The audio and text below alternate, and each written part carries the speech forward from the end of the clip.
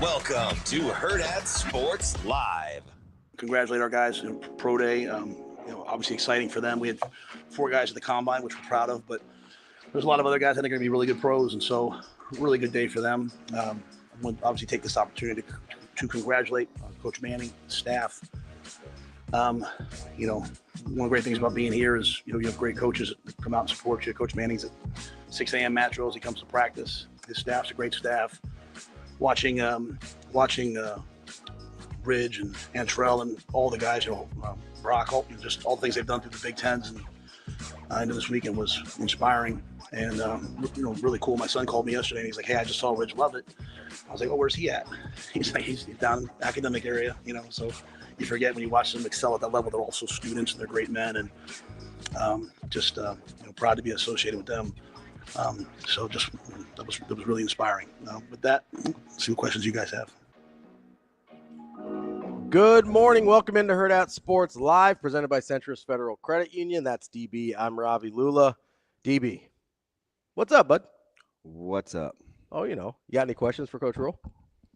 No, I don't. He does seem a little off to me. In what sense? I don't know. Did he seem like his normal self yesterday? Man, that's a great question. So that's kind of tricky, right? Because we had kind of prepped ourselves to be for him to be almost more than that in terms of sort of shut off and guarded. And I didn't think he was as much as I was expecting. Yeah, he does. I think he definitely comes across as though he does not enjoy talking to us anymore.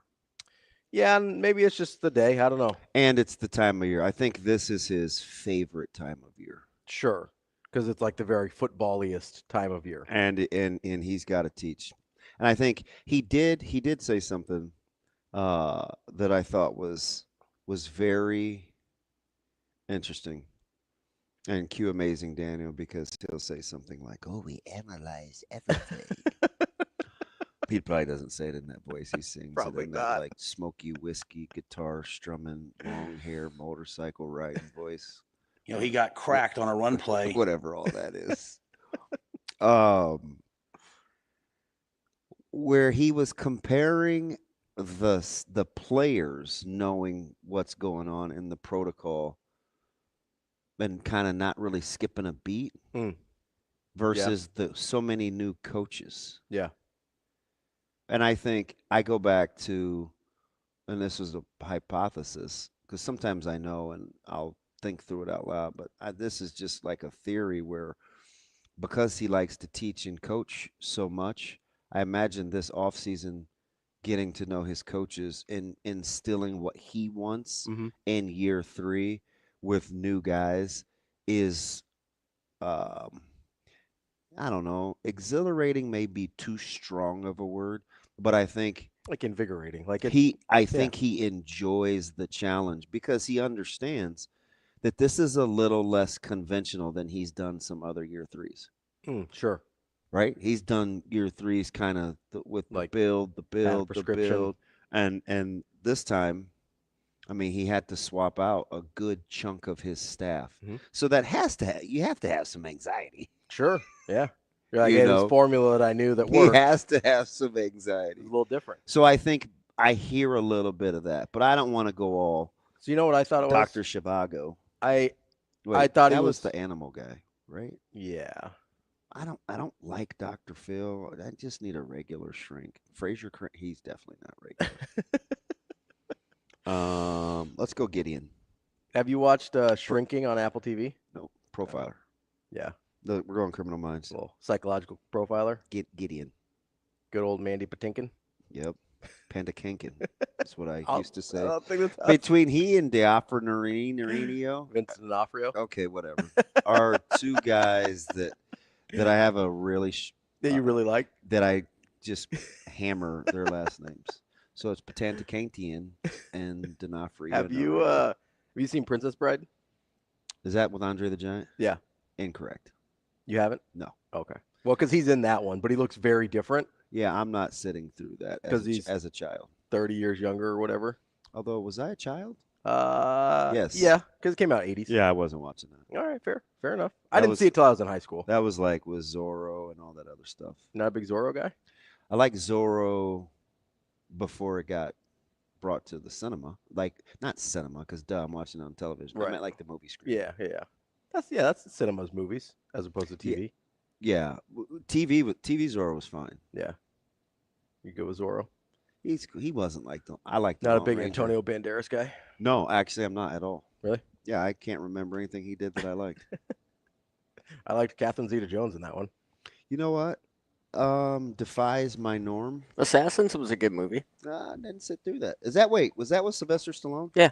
Yeah, I didn't watch that all the way through either. Yeah? I was never is it Zeta or Zeta? Zeta. Out. Like ziti, like pasta? Out on that too. Yeah, I was not a Catherine person. My taste was vastly different as a child. So you know what, well, most of us are, a little different, Go from like Lucky Charms to biscuits and gravy. It's a little different. Out on biscuits and gravy too. Not a big Lucky Charms guy either. I don't eat cereal, but I would eat. You like cereal though. I do. I love cereal. I love cereal. Yeah. Like, what was your go-to? When I was a kid? Yeah. I mean, a treat would have been like honeycombs. Yeah. Or waffle crisp. I mean, we were a Kix, Crispix. Kix is kind of underrated. I liked Kix. Kix sucks. Really? I like First thing I did when I started being gainfully employed is get all the flavored cereal I wanted. Fruit Loops, baby. Yeah. I love Fruit Loops. So Fruit Loops was a treat. Oh, yeah. Those are. But then sometimes we would go to these other grocery stores and we would get it out of a bag and not the box. Sometimes it was Fruit Loops. Sometimes it was like O-rings. Yeah, like Fruity Rings. Yeah. Yeah. So I don't know. I was a big Golden Grams guy too. Yeah, I didn't. So Golden Grams was probably for me more high school, college. Yeah, I love Golden Grams. Certainly not when I was a kid. Dig 'em Smacks, that's with the frog, right? Yeah, I didn't ever have those. I had the little singing bear with the little Teddy Pendergrass voice. Okay. You know what? What was the bear's name, Shane? The little dude that wore the blue mock turtleneck? Paddington. Paddington. Not Pennington. And by the way, Jason. The cereal dude. The cereal bear. Oh, I don't know. Am I the... There's a cereal bear. I'm going to Google. By the way, Jason in the stream likes Puss in Boots for an Antonio. Oh, for Antonio Banderas. Yeah. He's just the voice actor there. Yeah, I watch a lot of Shrek. Yeah. So you like Shrek? So that's a Antonio Banderas vehicle? Yeah, but I'm not vibing with that dude. I don't even really like Puss in Boots' character. He's fine. Yeah. He didn't need his own movie. No, he's funny in like his little bit parts. The whole movie's a lot. I sat through that too. We're doing a lot. Well, I'm sure you did. Like if Zoe's that into Shrek, I'm sure you had to sit through. No, she wasn't riding with Puss. Really? I think that might have been. Man, this is sad. It might have been just me. Because Caleb was too old, and Breeze wasn't. He didn't. That could have been. It's the Golden Crisp Sugar Bear. Yes. I found him for you. And he had like this. Yeah, he's got the sweater. He's got the whole thing. Believe me, that dude was like a little crooner. He had this like cool little voice. And he's like, can't get enough of enough of that sugar crisp. And I was like, why is this dude need like goldfish boots? He just gave me like. He was a G. Yeah, he was. He just gave me like. I don't know, like. He just gave me weird vibes. It's like, hey, you quit singing like that? Knock it off. Right. Should have been on Soul Train. It's breakfast. We don't need to be this romantic. And the one with the little frog. So we rock with those. The Smack'ems. That was the little frog. We used to rock those sometimes. So you know what I think Rule was a little off? Why? I think he was mad at us. Why? He slapped our hand a little bit. Not us. Oh, yes, he did. Yes, on the did. on the Raiola thing. Yes, he did. Yeah. And it was. You know what's funny? Mm-hmm.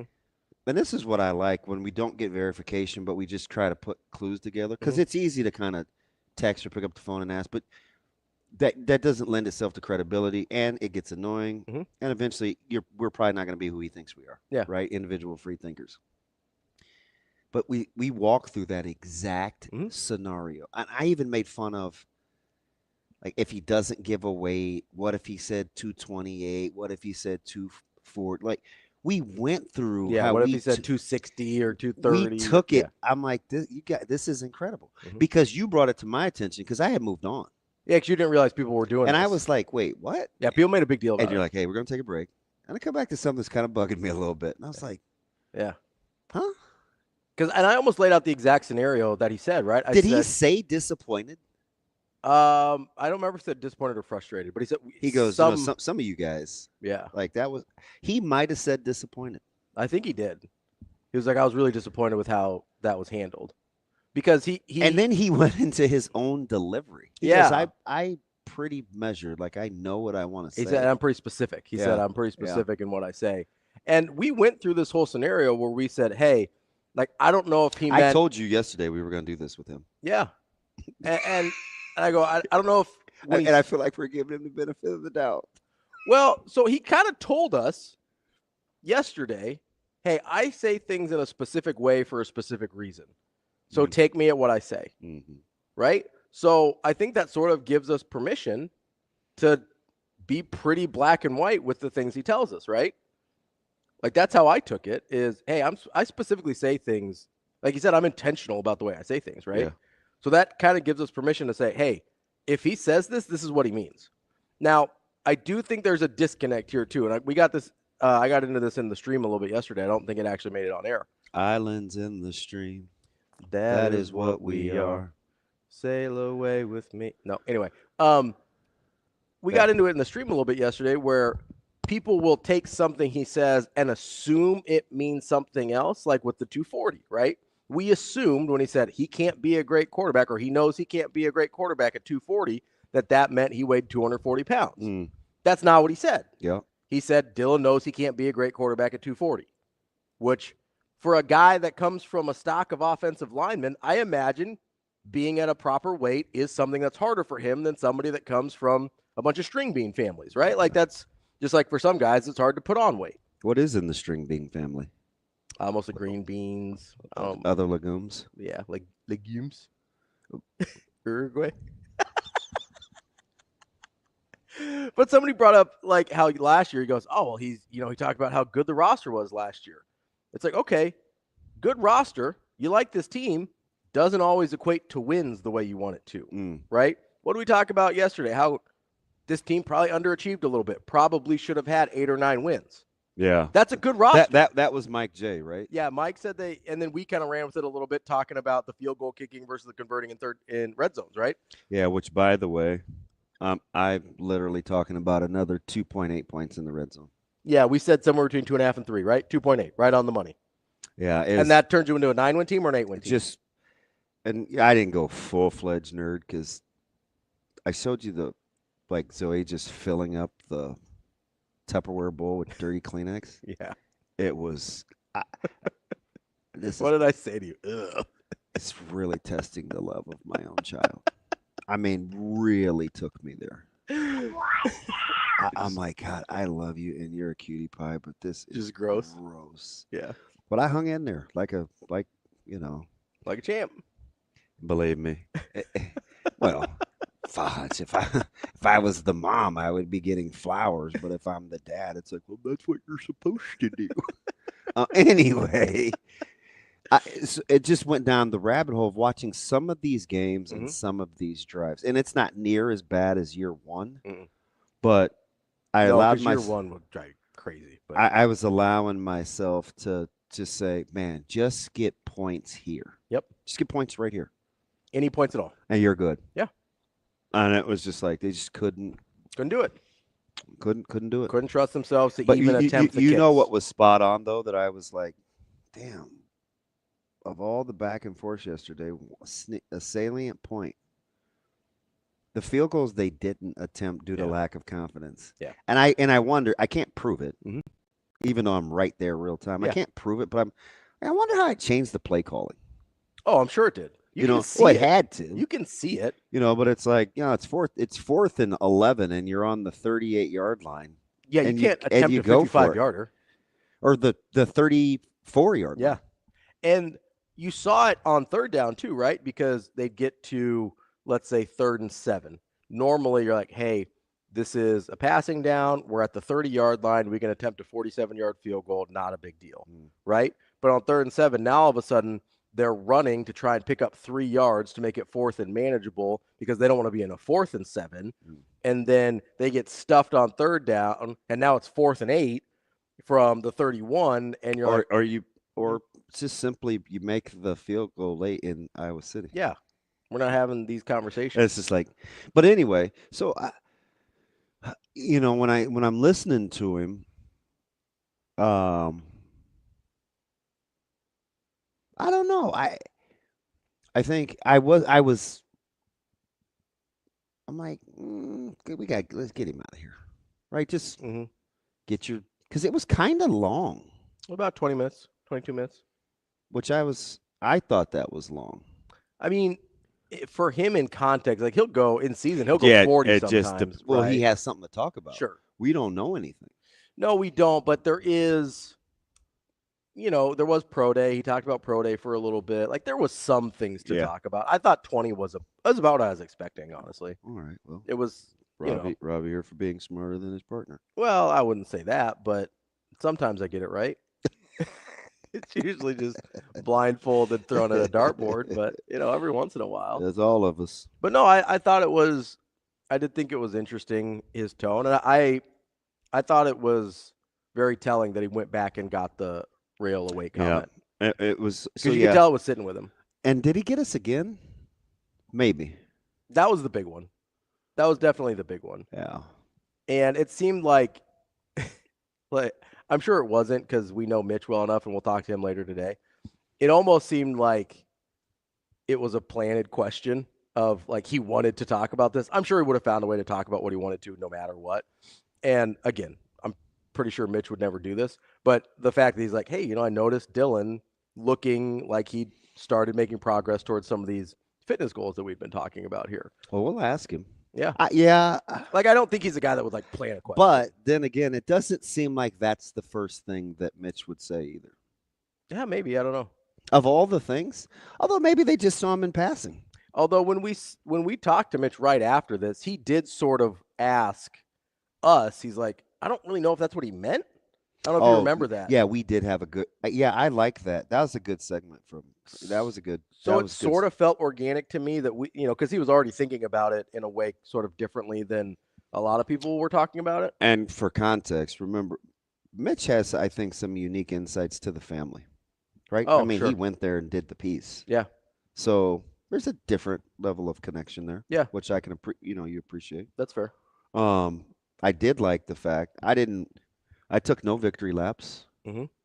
Because sometimes I have to take them in an agonies of defeat too. So I'm very selective of when I bring things up. I'm like, ooh, don't forget I was wrong about that. Let's not bring that up. Yeah, you just gotta be like me, ignore the misses. Yep, I got it. Had to eat it. But I did like how he went deep for him this early in the spring on the running backs. Yeah. That's about as much as you're gonna get. Give a lot of detail. When you get individual detail on guys. Yeah. And I remember, so there's two things. Mm-hmm. Number one, I definitely want to be right on Mekhi Nelson. Mm-hmm. So make no mistake about Yeah. that. But number two, remember when I said we were getting ready for the bowl game and just like bowl preps, and I'm like, man. Quentin. You remember. Yeah, Quentin Ives. Yeah. You're like, man, he looks pretty good. I'm like, the last, I don't know, couple of games of the season, it just seemed like he was, and I said, this is a term I like to use. He's just seeing it better. Yeah. I think I said it, is it slowing down for him a little bit? Yeah. And I got the whole, I've seen enough of this guy. And I'm like, you guys. We haven't seen hardly any of this These guys are just these guys are just getting started. But we're always clamoring for something so new. Yeah. That sometimes it could be like an Emma Johnson where it's right in front of us. It just needs some opportunities. So the level of excitement he had for that room, I feel like was it, I don't know, refreshing. Is interesting to say the least. Yeah.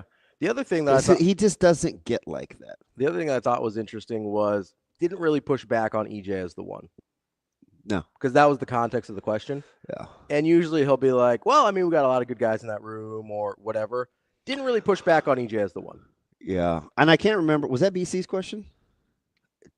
Because he might, in the question, he might have said RB2 as if to. Well, he said guys behind Emmett. Yeah, same difference. Yeah. But he usually in that situation, I mean, last year when we were talking about. He would have stopped it. Like when we were talking about Dylan, right? He'd be like, well, hey, we got 3 quarterbacks we think we can play and whatever. And good point. So I thought it was interesting and pretty telling that he, especially considering our conversation yesterday, where I was trying to decide whether or not EJ was one of our guaranteed starters, I thought it was interesting that he didn't take a minute to be like, well, we've got a really good room. I like all of these guys, Emmett. So part of me wonders if that's more decided than I thought, or more clear cut. Yeah. Decided is probably not the right word, but more clear cut than maybe I was giving it credit for. And so I was kind of vibing with that, but I want to just watch and learn and see how it unfolds with the staff. Can I ask another Emma Johnson question real quick? Yeah, ask all you want. So that's a guy that we've talked about doesn't need a babysitter, right? Like 100%. Gonna stay on it, gonna do what you need him to do no matter what. So I wonder, because I think we forget he briefly announced his intention to transfer in the offseason, right? Yes, he did. And then pulled his name back. He never actually entered the portal because he made his announcement before it was open and then pulled back before it was open. Yeah.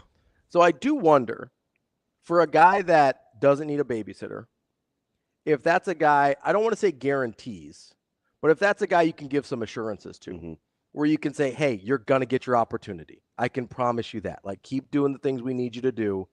Like, you're going to get as good of an opportunity here as you will anywhere else. Not guaranteeing jobs or anything, but I wonder if that's a guy you can say that to because you know it's not going to affect how he prepares. Yeah, and he answered. And that would impact how he answered the question yesterday. Yeah, he answered my rigor question on Mackay, too. What I say yesterday about Mackay. He's got to be able to withstand sort of the everyday rigor. I say he's a dynamic runner.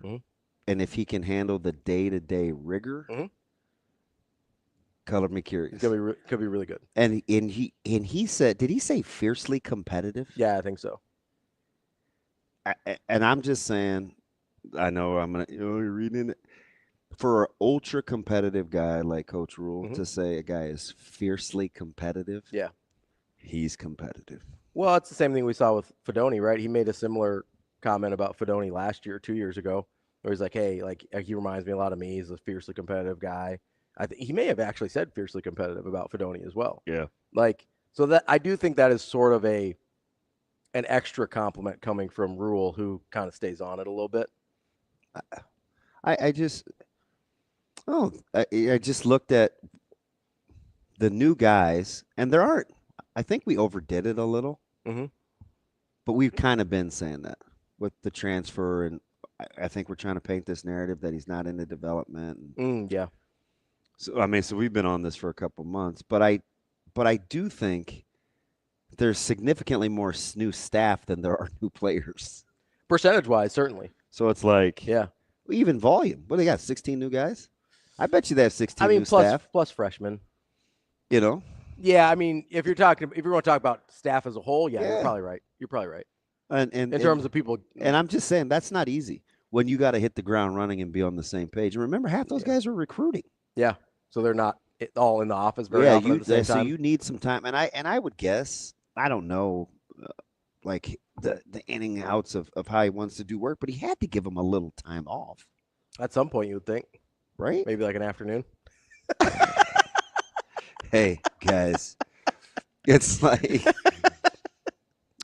we were at an establishment a handful of weeks ago. And it's a neighborhood deal where my mom lives. And they have really good food. So I hadn't been in there in probably 6-7 years. No. Whenever Creed came out. The first Creed. That's like 2018? That was the last time I was in there. So maybe that's 2018, somewhere in there? Same waitress. Same bartender. Yeah. A dead dog serious. And she is 2015. She's a he's a big DB fan. Yeah. So got hit with the first and last name, and there's only 5 people in there, right? It's like Damon, Benny. And so later on, she comes over and she said, "Hey, want to get you a drink, but I'm a super cheap ass, so you're gonna drink what I can afford." Shane thought that was funny. And you're talking to the guy that only drinks 2 things, right? Yeah. You know what she brought out? What? Fireball. Ugh. And I didn't want to be that dude. Yeah. So gladly, I was like, Thank you. "Cheers." A little bit of that W Which brings me to the point of just the Familiarity. yeah, just it's oh, we're back, because there's some comfort in that. Yeah. But then when it's different, you have to take some time. Yeah. Kind of get your arms around it a little bit. And it's like the person when he says give you an afternoon off or a night. It's like the person that says, "Here, first round's on me, but you guys can only have Busch Lights." You know what I mean, or something like that. Only Keystones. Hey, you guys have worked your tail off, man. I appreciate what you do. Take the rest of the afternoon off. Come back at 8 tonight. Be like, "Thanks, coach." First round's on me. Well, only. But I don't want to drink McCormick's. Oh my God, it's Barton's. Listen, if it comes in a plastic bottle, I'm out. That's what you sound like when you drink that stuff. It's like burning your esophagus. Oh man, it's been a morning for you, boy. If loving you is wrong, I don't want to be right. It was cool. And I liked listening to the guys too. I think they're chomping at the bit. It is going to be. Oh, the other thing. Mm-hmm. I don't know what this is going to look like because he got me confused, and then he went back. But he said, "Hey, you know what? I want to just be able to play a couple of defenses that are portable that we can play anytime." Mm-hmm. But then he talked about moving a guy like Singleton around to be able to be multiple to play to his strengths and get him down into the box. So I think it's or to take advantage of his skill sets, which that's code for you probably want to protect him a little bit. Yeah. Yeah. So that told me 2 things. They're aware of his shortcomings. Number 1. Yeah. Which is important. Number 1. Because there was times last year I was not sure they were. Yeah, number 1. And then the ability to what do you want to do defensively? Mm-hmm. He almost got into the scheme thing. Yeah. But then he cut himself off, and I was just salivating. I was like, "Let's go. You're like, do it. Do it. Do the roar. Do the roar." Again, another Shrek. I binge Shrek in 2 weeks, and that's all I can think about. There was one other thing that he talked about yesterday that I want to get to when we come back here, because I think it goes into some of our other categories that we didn't get to yesterday. Do the roar. Do it. I'm doing a Star Wars thing. I don't know what you're doing. Shrek. Little mean-spirited kid. He had a comment yesterday that I thought was really interesting, and we've got some more categories I want to get to. I think they kind of mesh together pretty well. We'll get to that coming up next year. That's DB. I'm Ravi Lulla. It's Hurrdat Sports Live.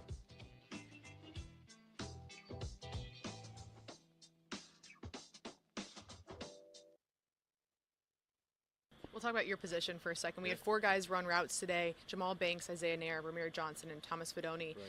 Anything surprise you? What was the most impressive? What are you looking for in a day like today? Yeah, absolutely. I mean, Jamal Banks looked great in his route tree, which is something that NFL scouts are definitely looking for, right? How well do you get in and out of your breaks? Isaiah Nair looked really good as well. He was fast, which he has a lot of raw talent that I'm sure a lot of scouts will be looking to mold.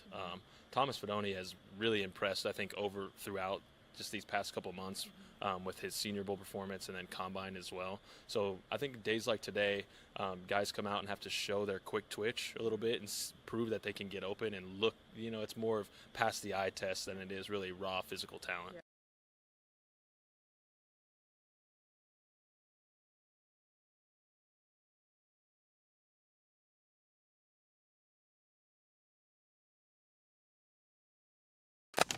The year comes to an end, and your career does too at Creighton. What will you take away most for your time as a Blue Jay and what it's meant to you? Yeah, a lot of great memories to take home with me, and just gratitude towards the community, towards the coaching staff and my teammates for accepting me for who I am and embracing me and supporting me in a way that I felt like only Creighton could. Well, you transferred here for moments like this in March Madness and playing in Greg McDermott's system. When you think back to your first day on campus to now, how much have you grown? Yeah, I've grown a lot, not only as a player but as a person, and it's been a joy to just experience the battles and the adversities, because that's what life brings, that's what this game brings, and that's to be able to be a part of a group like this that fought through that adversity together and changed for the better was something that's really, really rewarding.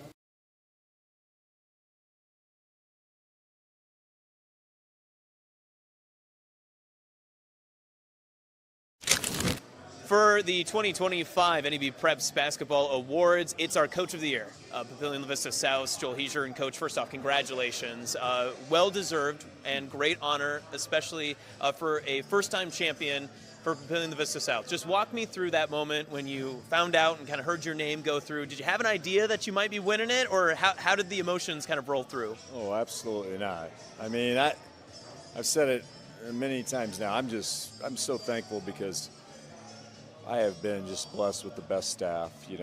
For 22 years, Coach Jim Simpson by my side, 21 years, Coach Joseph Cooley by my side, and then it just goes on and on. So I'm just so grateful for just the journey, but who I'm on this journey with. And so just very, very thankful.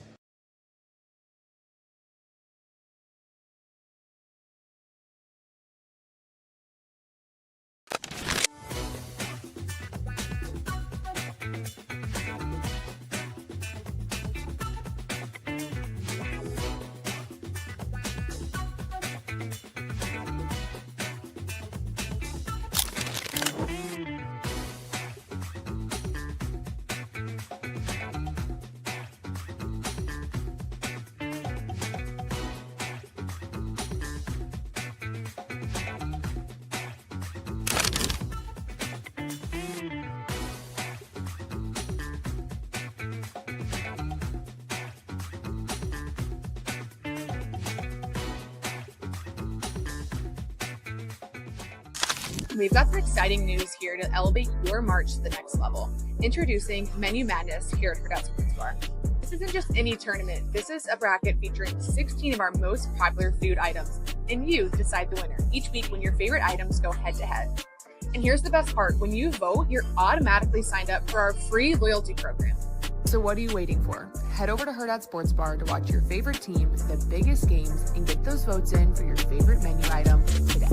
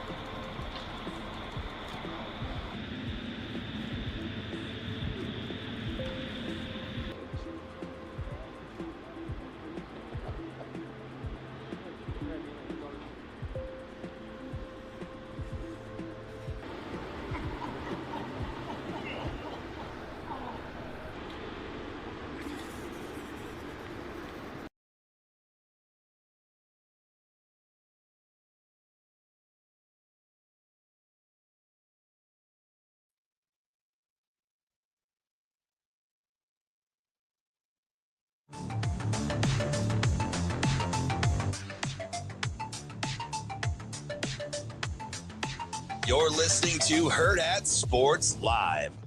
I think every player that wants to be successful just really should control the things that they can control, and that's their effort, that's their craft, their execution. Play with great, good things will happen.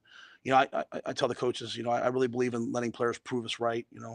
Sometimes players feel like they got to prove you wrong, prove us right. I think we're going to have one of the best D lines around, and we're replacing a bunch of really good players.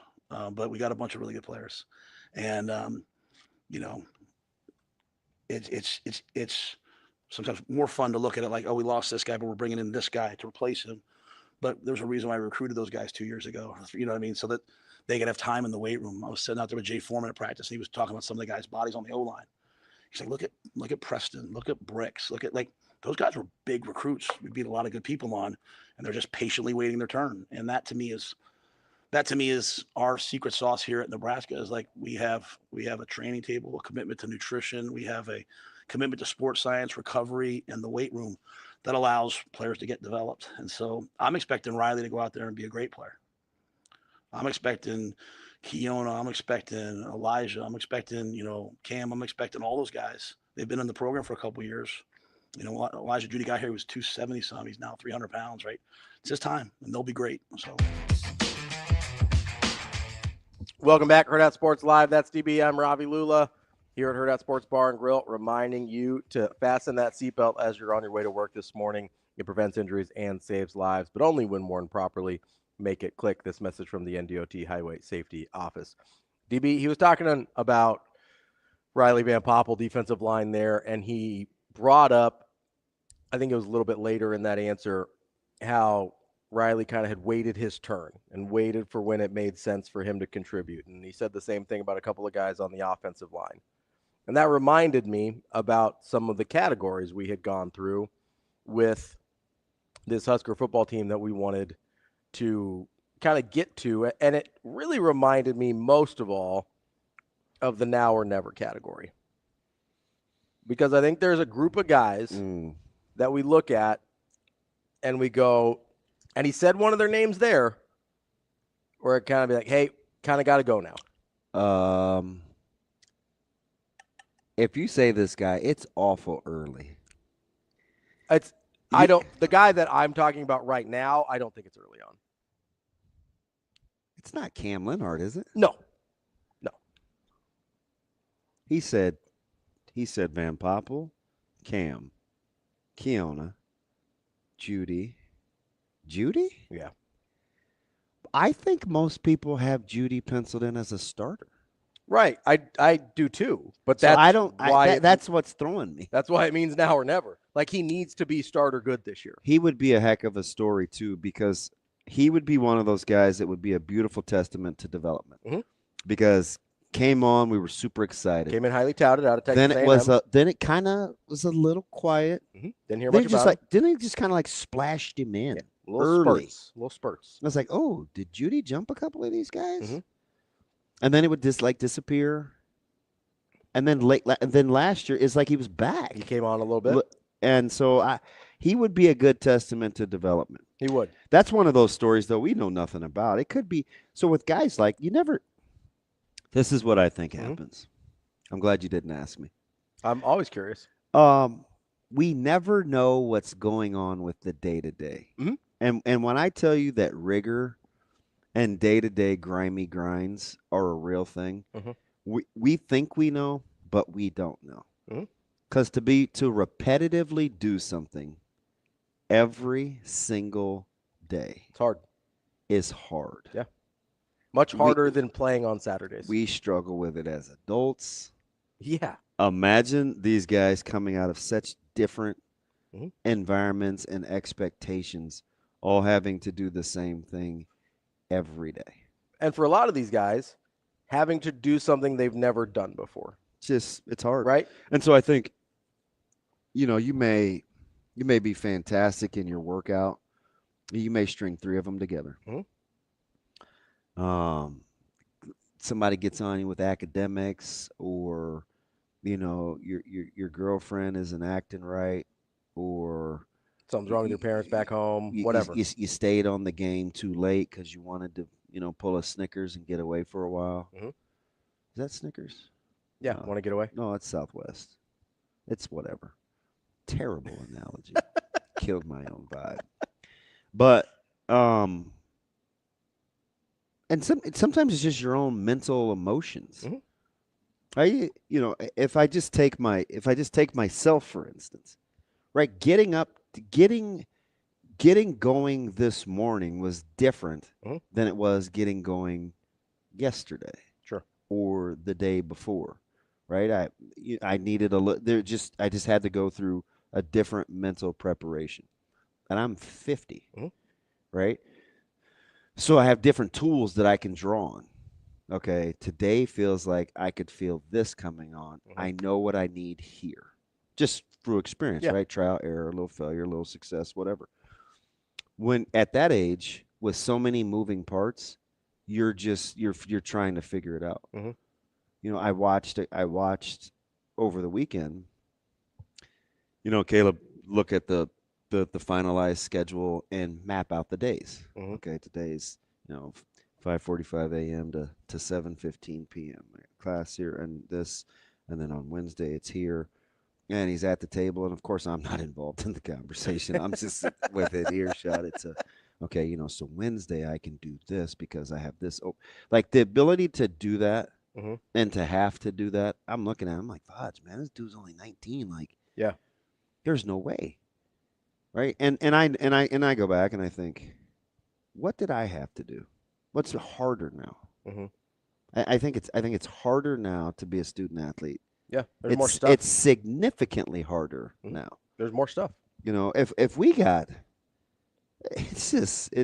I couldn't imagine. Yeah. And especially with somebody that's not flighty, but I mean, as leaf blowy as I can be with my attention span. That's why we had so many guys that couldn't make it. Yeah. Talented guys. Really talented guys. Right? We heard the conversation I had with Abdul, right? It's a lot of good, really, really good players, better than a lot of guys that actually played. Yeah. That just couldn't repeat the same thing every day. Who was the Jay Sims, the running back? Gifted. Super gifted dude. Not doing very well. It's interesting you bring him up. Right? Yeah. But that's the guy that always gets brought up as like, I never could quite figure it out because of how talented he was. And with him, it was different because he was much more athletic than we were. But I don't even know if it was that close. I mean, he's a 4,000 point index score. It's freaky. Yeah. But as a natural player, probably not. Sure. I would say a guy like he's going to be an afterthought. There's a guy, Justin Stevens. Okay. Incredible player from Manatee. Played with Tyrone Williams and T. Fraze. About as good a linebacker as I had seen come through there as Foreman. Yeah. And in that 5-6 year stretch. Just couldn't do the same thing every day. Yeah. Charles Randolph, an unbelievably gifted tight end from Louisiana. Just couldn't do the same thing. Just the repetitiveness of doing something every day. It just, so for some of these guys, and you have a coach now that asks so much of you. You have to be involved in the community. You need service hours. Yeah. He prefers that you're in class. Yeah, as opposed to online stuff all the time. Yes. Yeah. Which makes it harder. Was a philosophical shift in academics too. Yeah. Like that didn't just happen overnight. Like you had to work with some people to redo the class schedule. He wanted his guys in class. He's just old school like that. Yeah. So for some of these guys, playing football is like the easy part. Yeah. It's getting the opportunity to play football because you did everything else right. You know what's hard for a lot of these guys? What's that? Just eating correctly. Yeah, you've brought that up a lot. You have no idea. Yeah. No, I mean, just do what you're supposed to do. Like, just do what you're supposed to do from a nutrition standpoint or your recovery. Just show up to recovery. Yeah. Just go. Like, just go get treatment. Yeah. Just go do the thing you're supposed to do. I didn't think it'd be that hard. Yeah. But I also know, I mean, I fought the same trainer for a year and a half over. I mean, I got kicked out of practice for not getting taped. Like, how stupid is that in the grand scheme of things? Yeah. Just go get taped. Yeah. I don't like it. It hurts. Don't just go get taped. I don't like it. The line was too long for the guy that I like to tape me. Yeah. So you bailed? Yeah. Yeah. Hey, wear a tail pad. My pants don't fit right. Put the tail pad in. I can't make as many moves. Put the tail pad in. Coach, I'm telling you, like, nobody ever hits me in my butt. Like, they don't. 3 days later, he'll come out, he'll lift my shirt up, and he'll see that there's no tail pad in. Down, back, down, back, down, back. See in 12. Really? Over a tail pad? Just put the tail pad in. Yeah. Right? Yeah. It's not fun. I mean, it's funny now. Yeah, it's funny now. But it just seems so It's like, why is that a hill you're dying on? Yeah. Because you're 19. Your brain isn't developed. Yeah, because you're 19, you're dumb, you don't know any better. Yeah. So I just think, and they ask a lot of them. Yeah. They do. And now you have your iPads. They want to be good, and it's competitive, and they run it like a business, and you need business acumen. Yeah. So it's like, so the Judy thing, I think, is like all those guys. Yeah. So I wanted to stay on. You got new faces. I wanted to stay on the now or never here for a second because I do think it's to me it's the most interesting category of guys that it's sort of like a make or break year for them. And I sort of want to avoid seniors because it's like a little low hanging fruit. It's like, well, yeah, if they don't contribute now, then obviously they're out of eligibility, so it doesn't matter. Yeah. So that's why I was a little hesitant on Judy because I believe if my math is right, this is his last year of eligibility. I still get a little confused on who's a senior versus super duper senior and whatever. Tevin Campbell. But I look around and I mean, if you look at it, you brought up Cam Lenhart. It's really not that early for him anymore. Thought you were going to say Cam, and I still feel like it is. Is this year 3? This is year 3. Well, now's about the time. Right. Okay. Like, you're getting pretty close. Yeah. Like, I do look at that sort of third year junior class, since he never redshirted, of guys that, like, this is sort of like put up or shut up time. Because if this team is as deep as we think they are, especially with the last couple classes, and you're a senior next year and you haven't figured it out yet, there's some guys that are going to pass you. Mm-hmm. Some younger guys that are going to pass you, right? So I look at especially how many guys we name off at those spots yesterday on the defensive line, young guys. Quite a few. And if if Lenhart doesn't figure it out, he's going to get passed. It's funny how in that one conversation talking about the D-line, remember how we were going back and forth between your sentiment, my sentiment, me feeling like Shafe, me feeling like you. Shoot, Coach Rule did the exact same thing, didn't he? Yeah. Oh, we had some really good guys, but we got some really good young guys. And I think we're going to be really good. We're going to miss these guys, but these guys are ready. And, Yeah, so that was that. I thought that conversation was interesting. I do think the D-line room's fascinating. Seems like they got a lot of guys. They do, and they have a lot of guys I like. But weren't we worried, or am I misremembering? I wasn't. A lot of people are. A lot of people still are. But I also think, and I'm not to say you shouldn't. I mean, yeah. Those guys were good. Those guys were good. I also think and I brought this up kind of in passing yesterday, and we've talked about it some throughout, is if you think they're going to try and play a Ty Robinson defense without Ty Robinson, you should be worried. Yeah, I don't think that's going to happen. It had to get your attention when he said Judy was 300. Oh, yeah. I was like. And Van Poppel's probably 290, isn't he? I don't know. He seems bigger than Judy to me. He's a big boy. So you're looking at, I get that neither one of them are Ty or Nash at this point, but I mean, you got a couple big guys in there. It's not like, you know what I think else he's getting? What's that? I think he's getting some guys that really love being there. Sure. And don't underestimate that. Well, that was really interesting because when he was talking about guys that were sort of waiting their turn, right? Because that's sort of, I don't know if that made anybody else's ears perk up a little bit, but in today's day and age of transfer portal and whatever, guys waiting their turn seems like a very scary concept. But they're just kind of building that culture. Yeah. And if they dangle the carrot and they set the plan, it's just so many weird. And what did he call familiarities to how we used to feel? What did he call it yesterday? He didn't call it the secret sauce, but he called it something like that about when he was talking about Van Poppel and some of these other guys waiting their turn. And then he moved over to the offensive line too. Talked about like a Grant Bricks because he was talking about Bricks and I think Preston Talmua, where he goes, these were highly rated guys that are just waiting their turn because they understand this is what it's sort of about. And he outwardly sets the expectation too, right? Where he talks about year 1 we do this, second year we do this, year 3. So, but it's also really hard when he's speaking it into existence to set the expectation level. For sure.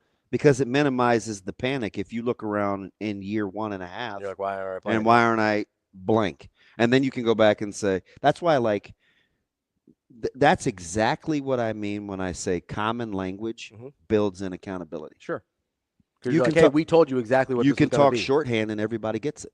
I will say, and you know this from being an athlete, and especially when you're younger, is how often do you hear, hey, you're not going to play till year 3. You're not going to play till year 3. This is how we do it here. You're not going to play till year 3. But as an athlete who thinks you're really good with an ego, how often do you think it was like, well, that doesn't apply to me? And they're not saying you can't. Right. But that's the plan. Yeah. Right. Yeah. It's not saying like, hey, if you're better than this guy, it doesn't matter. You got to wait till year 3. They're saying, hey, this is the expectation is you come in, you kind of get the body we need you to be in. That's year 1. Then you start getting some reps. That's year 2. Who did he say went from 170 to 1? Did he say Parker was? Yeah, Jamarian. He came in at 170s. He was already a little 175s barrel-chested up to, like, 190 dude. now. I had to take a double take. I'm like, I hope he still has his abs. I'm childish. Well, I don't know if you saw Tim Verghese, our Friday friend, tweet out a picture of Keona Davis, saying he was a little bulked up a little bit. His that's a frame that I love. He can from carry some that weight. that I love from day one. Yeah, he can carry some weight. And again, another guy that dabbled with the portal. Yeah, came right on back though. Yeah, come No, on back. that's a Keona Davis is a guy. Keona Davis isn't in now or never mode yet. I do think we're there with Emmett Johnson. Is kind of a now or never. I think. I can't ride with it. Yeah.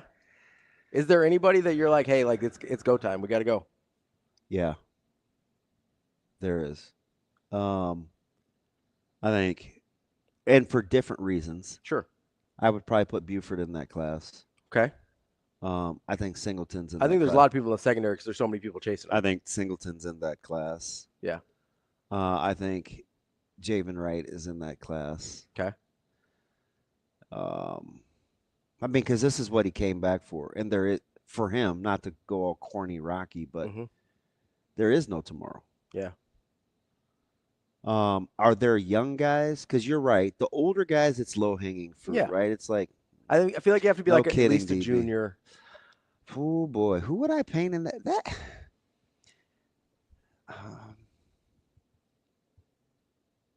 And I know this is a different question for you because I'm very much You like know where I would? You know what room I would gravitate towards? Which one? Probably the wide receiver room because they were continuing to recruit the heck out of that position. Yeah. So who? I You know, mean, because they've slowed down in the DB room. yeah, They're like we got a few guys to figure out here. But there's not really any older guys in that room. No. Not that have been here. There are some guys that I think could come from off the radar, though, that have been there a while. I have one in particular that I think is really good, and I'm excited to watch, and that's Gage Stenger. Oh yeah, and Gage has gotten brought up a couple times in the offseason. It's exciting. I like his personality fits what they're after. And he's just not going to go away. When I tell you, he just keeps showing up. Yeah. And which is one of my favorite lines, right? I rock the keep showing up t-shirt. And that's more emotional, right? Just battling emotional toughness. But he comes every day, gets the door for you, loves football, does a lot of the little things. Invests in his teammates. Yeah. And it could potentially be at his own expense. So there's a couple of those You guys. know who I thought you were going to say? Who? It's a guy I like a lot, but we haven't really seen pop yet. Who's that? Janarin Bonner. Yeah. I like Bonner. I like Bonner a lot. Like I like his skill set a lot. How many years is this for Bonner? He's still only listed as a junior. Is that right? That's what it says on the roster. I like him. I do too. You look at it, he looks like a grown up. I like Bonner a lot. I've always liked Bonner. I think he can be super versatile, and he's moved around a little bit. That's probably not a bad one. But like, I think there's a lot there, and there's a lot to like. We just haven't really seen it. Yeah. Like we haven't seen it turn into production yet. So he's kind of one of those guys to look at. Like probably needs to. Where did he start? Did they move him to fullback? So he started at I think he started at tight end. And then, yeah. They moved him to wide receiver. Then he became a fullback. And then last year he moved back to What wide receiver. spring was that? He was running like dives and traps. And I was like, is he messing with us? Nope. He played fullback. Yeah. Good on him. Yeah, it happens. I would like to see Janarin Bonner pop. That's one of those guys. And you like him too. I always have. Yeah, I've always thought he could be a really interesting guy for them. I'm big on Stenger. Yeah, that's a good one. That's an off the radar one. Coming up next, we will talk to our guy Brian Christopherson, Husker 24/7. Maybe we can ask him a couple of these hard questions. Sizzle. He's usually got some good answers. That's TBM Ravi Lulla. It's Hurrdat Sports Live.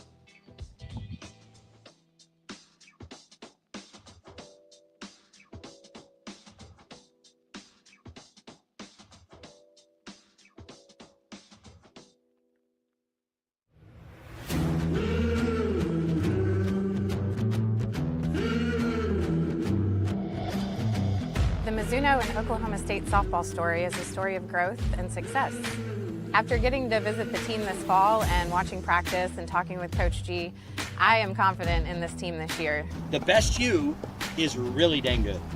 I mean, it's really good, okay? So just be that. No more, no less. Lightning in my fingers, and I'm nice on my feet.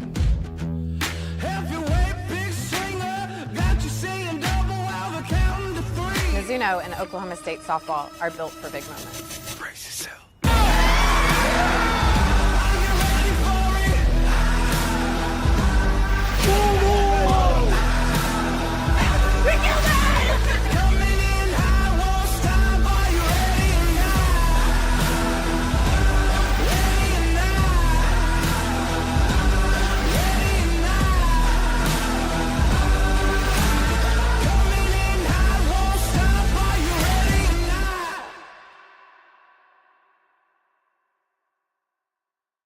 For the 2025 NEB Preps Basketball Awards, we've got Coach Bruja hanging out with us and the Coach of the Year for girls basketball. First off, Coach, congratulations. Talked with you a couple of weeks ago after that big first-round win, and you were taking Longhorns to new heights, and you kept soaring even past that moment. What does it mean to kind of settle in after those past couple of weeks? What has that felt like now, kind of just bringing that, I guess, moment back to your community? Oh, it was a pretty cool feeling. You know, just getting back and be able to celebrate, you know, with the town and the community and, you know, bringing the trophy into Dorchester, into the school, you know, was pretty cool. And, you know, I didn't get much time to settle down. I just had a kid the week after that. So it was it was quite a last 2 weeks for me. But, you know, it's just a good feeling and it's proud. I'm proud to be I'm from Dorchester originally, so I'm glad I could bring that trophy back to Towns.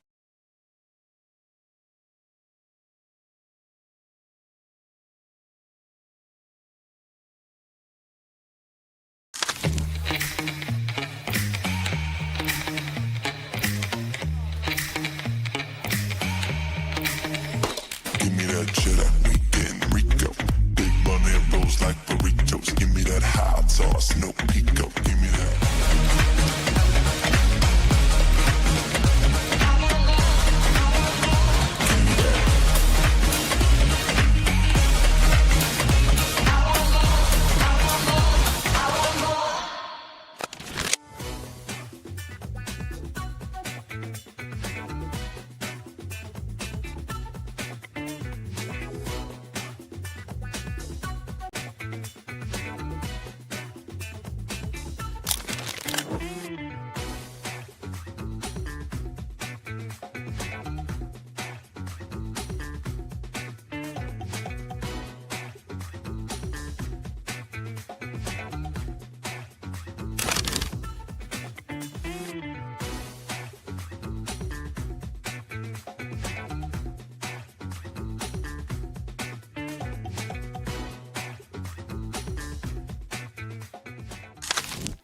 Aspirations can drive us.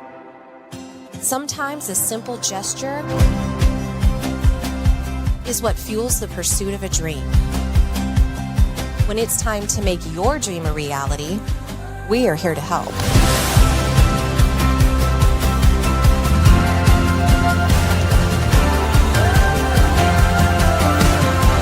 Centris Federal Credit Union. We are where you are.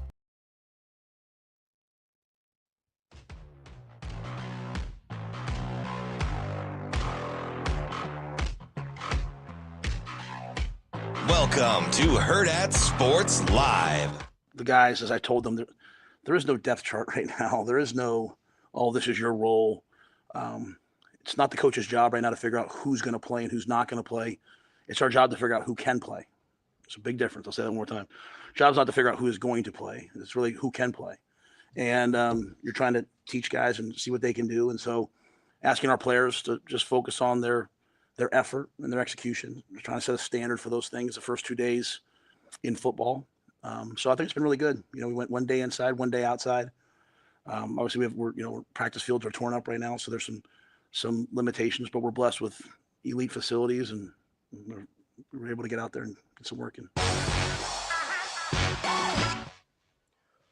Kicking off hour number 2 here on Hurrdat Sports Live, presented by Centris Federal Credit Union. That's DB. I'm Ravi Lulla, and we are joined now by our friend Brian Christopherson from Husker 24/7. BC, what's going on, buddy? Oh, not a lot. How are you guys? B Sizzle, how you doing? Okay. I'm doing excellent. Opening day tomorrow. Yeah, I know, and I wanted to get. I want to get into Nebraska baseball so bad, but I don't have any answers yet. I don't have any answers either. It's not my wheelhouse. So you I know. Don't spend one on me on that. I know. I watched. They hit like 4 or 5 balls yesterday with an exit velo of like over 100 miles an hour. And it was a good offensive night for him. And it's still like, then the pitching didn't go right. I don't know. I try not to hit panic on him. Maybe I'll wait to talk to Brunsey, but you got to be a little surprised, don't you? I am. Brunsey's the man on it. I know. I popped into the game thread he had going on our board, and I saw they're down 5-0 in the second inning. I was like, I was like the Simpsons meme or whatever. The guy sees himself back into the bushes. I'm like, I'm not gonna pay attention to this. Yeah. Are you excited about your Twins? I think they're gonna win like mid 80s, 83, 85, something like that. Right around the Dodgers. Yeah, they have the worst injury problems of any sports team. I feel like Royce Lewis is already dinged up, so I don't know. They have a good pitching staff on paper, though, so that's where I'll give them a chance. I think anybody but the White Sox could win the Central. And you open with you have the Cardinals? That's right. We're going into Baseball City to start it off. Little Lopez versus Gray, then, huh? That's what it is. Yeah. I think the more interesting question isn't the over/under on Twins wins; it's over/under on Buxton games played. That also 85.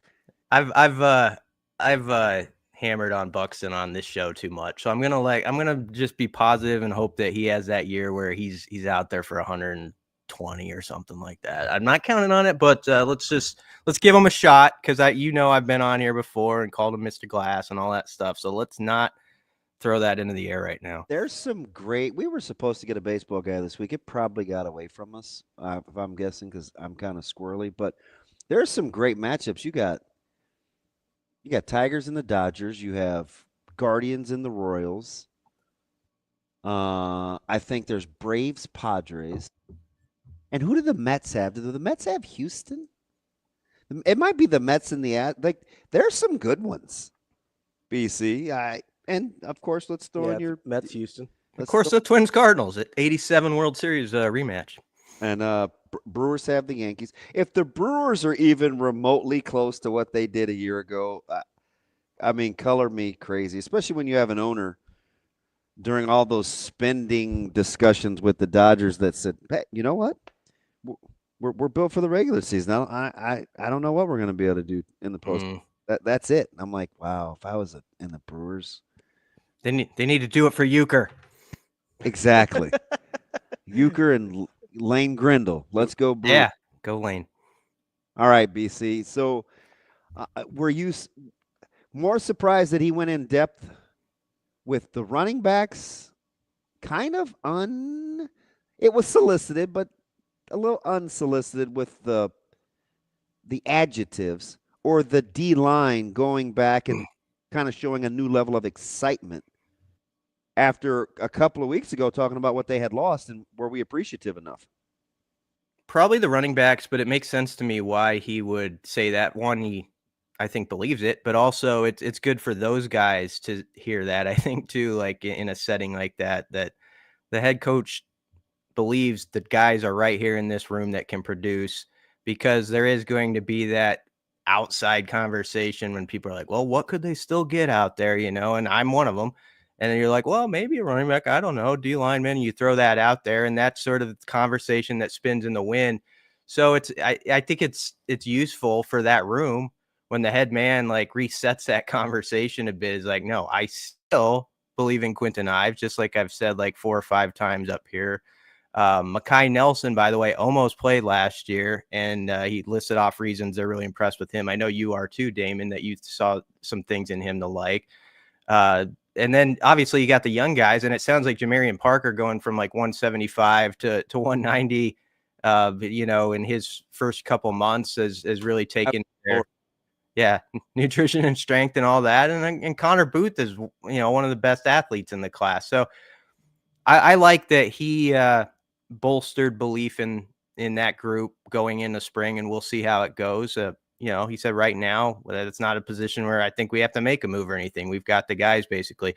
And I always go back to the bowl game, and we always say on here, Holgerson's a guy we think just shoots it straight. And he had that quote. He's like, number 28 is doing some things. These first 8 practices, he's looked really great. And that has always stuck in my head. That I didn't think Holgerson just said that to say it. I wanted it to be the other number 28, and then I realized he was wearing 35, so he rained on my parade. No, I'm kidding. Along those lines, B, did you get the sense, and as the question asker, did you get the sense that we just assumed that Emmett was the set apart, and then it was everybody else, or kind of what was your feel as that question's being, or as he's answering the question? My feel was the question, and everyone on the outside looking in is looking at it as there's RB1, and it needs a complement to it. It needs the second and third punches, and I don't know that they think differently about that, but it is important that they get those 3 to 4 guys you feel really good about, and that second guy, if Emmett has the same attitude that he's had and hunger when he wasn't the guy when he was chasing, now that he's the guy being chased. I like a lot of what Emmett could do as the top guy, but you do want that alternate that can give you something, and they had a little bit of that with Dell. And we'll see. I do think Quinton, I know, had a nice kick return in one of the games. They're getting blown out at Indiana, so people didn't pay much attention to it, but he has always been someone that this staff has stood by and said he can play. We really think he can play. And I know some people have thought that's just coach speak, but they've said it enough that I don't think so. And it is interesting. He's up to 210 pounds. So he's done some work with his body too. BC, we've talked a lot about, just in general and this morning, about guys and how they kind of have to endure all the other stuff to be able to get to play and have the ability to get on the field. How much when you think he's talking about, whether it's a Quinton Ives or like an Elijah Judy or guys that at some point or another have gotten brought up multiple times about, oh, we think this guy can really play. How much of it is telling us sort of the situation in each room versus reminding those guys publicly that, hey, if you do the things we ask of you, we really believe you can be good? I think the second part's really important. Not that they don't say that in the meeting rooms and stuff like that, but I think there is something to be said for when it gets said publicly. And then it's out in the headlines, and then the next, day people are talking like this about, like, maybe they do have the guys over there to get it done. And it reshapes the conversation a little bit. And those guys can't help but catch wind of all the talk that's out there. Like D linemen, I'm sure, are aware that, like, in all the spring capsule type stories, they get labeled as sort of like a question mark. How do they replace the cheat code, tie and stuff like that? And so I think it's useful to them. Like, hey, we believe in you. Look at, like he mentioned in Judy's case, this is a guy who's gone from 270-ish to like 300 pounds now. He's worked hard to change his body. I know that he was making progress last year. And I do think, to your question, Ravi, we have to remind ourselves sometimes every guy's dealing with something we don't even know about that's not football related. That factors into this too. Not a bad thing in Elijah's case, but it's a public thing, so I feel comfortable talking about it. I mean, he had a young son, you know, that first year he was on campus, and so that's a big life adjustment, and he gets used to that. And you know, I just think sometimes we can lose sight of some of that stuff that's going on too. So you got to always remind yourself. Maybe I don't know the full story on why some guys wasn't heard from as much this season. You know, there's a lot of other things going on. So you got to always at least keep that in mind. Yeah, I think that's fantastic, BC, because I think that's, you know, people always ask me all over the place. Doesn't matter what, you know, you one of the few guys that you were in on early. Like I think I liked there were these little things that I liked about Coach Rule that I think kind of helped develop the man crush, and almost none of it had to do with football. It was this weird thing about how if you're around him for 15 or 20 minutes or however long, you left and you're like, man, I probably got to be better. Or that guy doesn't cheat the 24 hours in the day, right? He maximizes the time in the day. Or my favorite kind of what he's been talking about is there's this weird thing, and I think if the guys get it, they could really take off. There's so much more to the game that has to do with just attacking life, and the sooner you guys learn to equate the two, the better off you're gonna be. Like that holistic approach he has to young men being functional men is fascinating, right? Where I just want to get Tommy Hill to, you know, pro workouts, or I want to see Bullock have the opportunity to succeed, or I want these seniors to get the monkey off their back, or you know, I really like Marquise Buford because like he just this holistic approach to complete people, not just players. I think that's the thing that I love the most. Yeah, that's a good point. And yesterday, I don't know that a lot of people see it. There's probably a video of it somewhere. MJ Sherman did an interview after his pro day workout, and I always enjoyed his insights while he was here. And he had some funny, but I mean, it was just interesting. Like he said, I never would have thought of coming to Nebraska at like age 18. It's just funny how life works. I ended up here, and he said, I thank God for Coach Rule and the staff, and just like the tough stuff they put me through a little bit, like the mat drills and some of that. Like when he was training for pro day, when he felt like he was in a rut, he'd think like, oh, at least it's not mat drills, you know, like, so I mean, when you hear him, like he said that sort of last year when he was a senior, but still talking about it and sort of the reverence he has for like the dedication that it takes, in Rule's program, but also how it builds you up and helps you in other endeavors, like what he's going through now. It was really, I thought, insightful and interesting. So people might look for that, but yeah, I think that kind of connects to what you're saying. Appreciated too, BC. Yeah, he probably was. He played well last year. He did a lot of little things that didn't show up on the stat sheet. I mean, when you hear him, when you hear Spindler go and Dane Key and McCullough go up like a week or two ago and say those mat drills, like I haven't seen anything like that. Like, I mean, that's just a piece of it, but it gives you an idea that the guys who, as Rocco said in that interview, the guys who are going to be on the 105, they're going to be a good 105 because they would have gone through all this. And so it's a really fascinating story we have right in front of us, and we can't lose sight of it. I do feel a little bit like Rule's, even though he's adapting to what's going on, but he's still keeping his tenets of we are going to develop guys, and in that third year of like they're building up their body and stuff, it's going to pop. And I'm not saying that's not happening elsewhere, but I do think there's a trust in it here still in Rule's staff that maybe isn't everywhere. And it's going to be interesting if it does work. Like if you can get those guys, they stick around. Let's say like Quinton Ives does pop this year. That's a case where, let's be honest, in this day and age, a lot of times you wouldn't have a running back for that third year to see what he can do, but maybe it does take off. And some of these linemen, as he said the other day, like they beat out a lot of people for like Bricks and Tamua.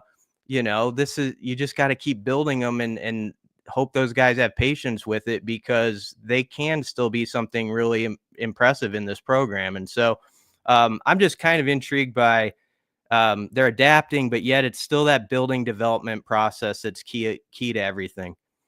Yeah, BC, there's a lot in there. And part of me, I go to these guys that, obviously everyone wants to play early, right? And a lot of times with linemen especially, most of them aren't ready to play early, not at a high level and not in a place where they can be highly successful. And part of it is, like, I just really appreciate the trust that they've been able to build with these guys, because, Grant Bricks, when he's going through his recruiting process, everybody's telling him, like, oh, I'm sure we can get you on the field early and all this, where that might be what you want, but it might not be what's best for you. You know what I mean? Like, especially as a lineman, how many times have we seen guys get put out there too early? We worried about it with Gunnar Gatula last year, right?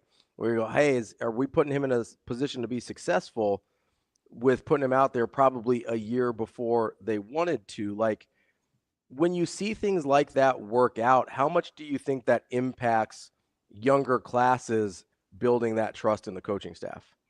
Yeah, that's got to be pretty critical to have those examples in front of you. And that's why I think Rocco Spindler's a nice addition too, is because if you look at what happened to him at Notre Dame, he played like 20 snaps his first 2 years. He was a 4-star guy. And so he's an example of someone who had to sort of wait his turn.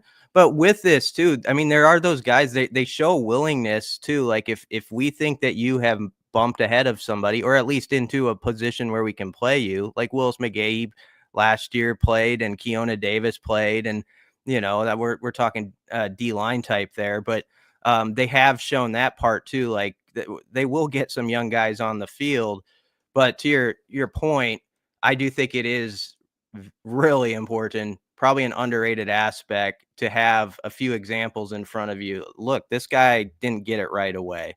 Emmett Johnson didn't get it right away. Like, he had to battle his way up to the top. I remember 2 years ago going into that season, Rule liked him, but he was like 4th or 5th when the season started, and he kept going and going. There's some injuries here and there, but he took advantage. And so guys look at stuff like that and going to say, that could be me too.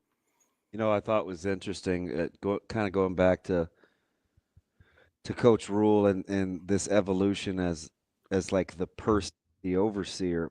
I thought it was interesting. He pulled kind of this, there's disciplinarians, and some people, he or she will like yell at you. Some kind of give you the look.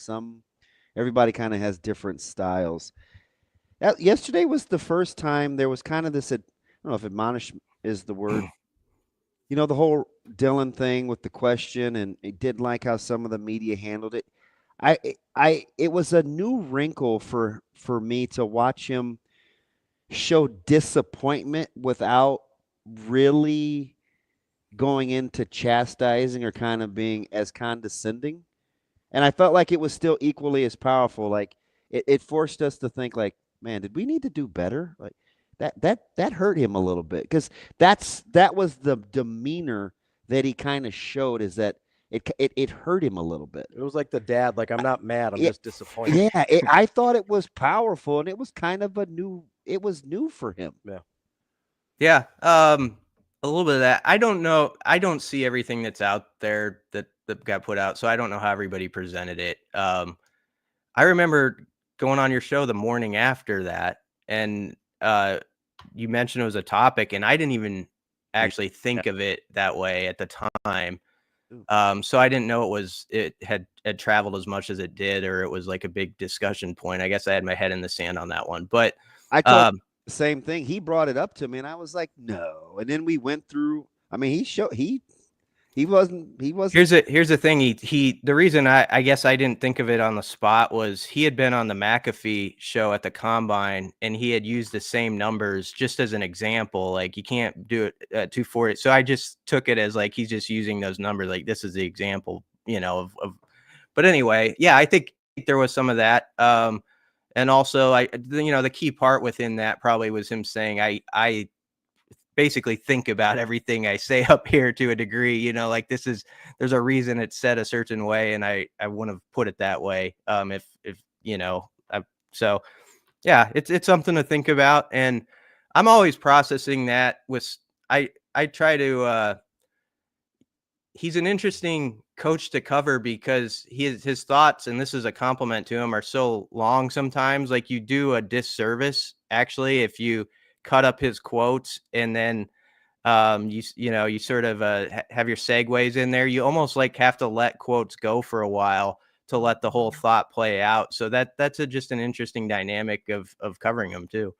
Yeah, Shane certainly feels that that struggle with trying to cut all the Rule audio. But I do wonder, as we kind of listened to him, and it sounded like he was when kind of in that Rule answer or in the Raiola answer, it sounded like he kind of gave us permission to just be like, hey, what I am telling you is exactly what I mean. So just take me at my word. Because I think a lot of this has been, we kind of parse through and try and we've had the conversations too, guys, where we say we're just not used to somebody just telling us. Yeah. So we even parse through that. But I mean, he kind of like, hey, I say things in a specific way for a specific reason. I'm pretty intentional about that. So like, just trust me when I just trust what I'm saying. Well, you could take that to he just brought up Quentin Ives like 5 times, like that he believes that he's a good player, and that's one of those where people are like, okay, whatever. And he said it again yesterday. So to your point, I think he is someone who he's not going to say it just to say it, or he's not going to mention a player just to pat him on the back for no reason. So that's something that has to be noted, I think, going forward. BC, when you're let's say you get dropped in, right? You've heard now, you've got a couple of days under your belt, and then we get what he said yesterday. Would the position group, if you only got one that you got to go watch, has it changed from pre-spring to anything that's been said yesterday or kind of as you put pen to paper with returning guys, or is that position group still the same? I think it's the same. The defensive line, I think was before the spring and still is. I think that's a fascinating conversation too, because I understand where when you look at it on paper, and I've said, last year's group kind of applied to that get old, stay old mantra, and this group isn't like that. But so there's kind of that doubt, like, okay, are these guys actually ready for the show? But then I think back to like 2 years ago, and we actually had a very similar offseason conversation about that D-line before it happened, because Nash had been kind of a fringe player and Ty hadn't really taken off like the Ty we knew his senior year at that point.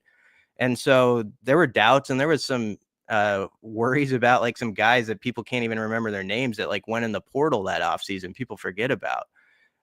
So I take like, okay, I think that this group like has some questions that they have to answer. It's a challenge, but I also look at Rule's full resume as a head coach and even a position coach. And the one position group where I would say you would probably nod your head that he's been like, it's always been pretty stout, is defensive line. And so it kind of pushes back on that idea, like when you have your doubts about it. So all that to say, that's why I'd want to go watch them and just see like where some of those guys are at, how they're developing. And of course, as a layman, I probably wouldn't know some of what I was seeing if it was real progress or not. But that would be my first group. BC, as we kind of get into the very start of spring here, from now versus, and I understand the roster is still going to change a little bit, but from now versus 4 months ago when the season ended with the Pinstripe Bowl, do you think the roster is better today than it was in December? Yeah, I do. I say it with some hesitancy because there are some guys that I really respected that you have to replace, but I always think of the old scene in Friday Night Lights where Billy Bob's taking the pieces off the board and putting up new names. And that's a little bit what Rule was saying the other day. Like, that's what football is. Like, you fall sort of in love with certain names because you've followed them for so long and you've written so many stories about them. And there's new guys that you recruited for a reason and they're here for a reason and you believe that they can produce. But another thing that Rule has said, if we're talking about just saying, okay, he's not going to say it just to say it. He thinks there's more talent over there. I mean, he's been on the record with that. And I like some of the ways that they can maybe find that talent in different aspects. Like Mike Eckler as an evaluator, I think with special teams might be a new eye that brings something out of a guy. He mentioned Bryce Turner like a week or two ago, like seeing something in him.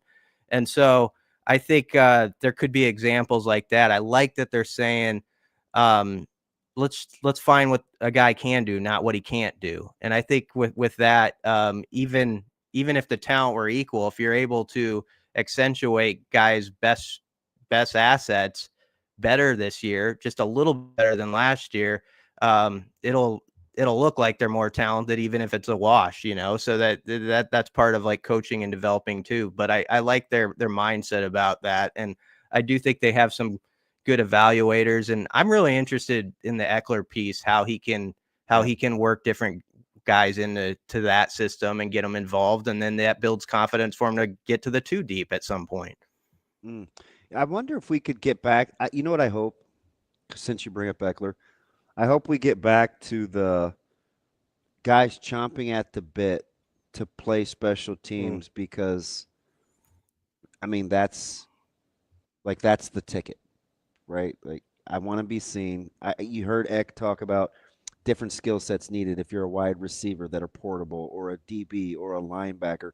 And we've seen a couple of guys that are playing in this defense currently that started out because they got noticed on special teams. I hope they get to the point where guys are like, man, I want on, right? I want on these special forces just because I want to do the darn thing.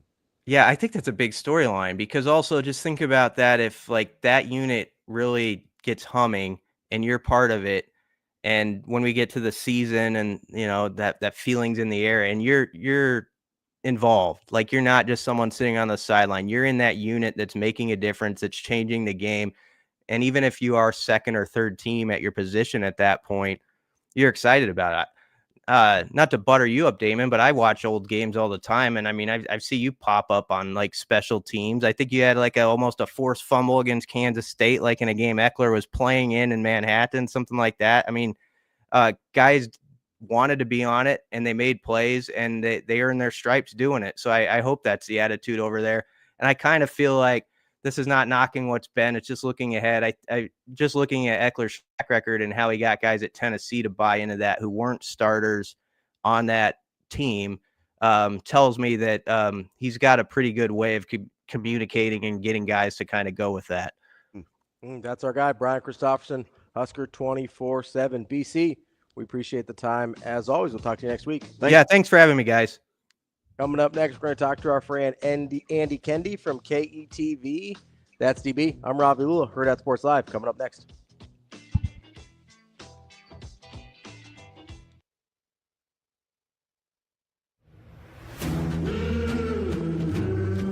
We'll talk about your position for a second. We had 4 guys run routes today: Jamal Banks, Isaiah Nair, Ramir Johnson, and Thomas Fedoni.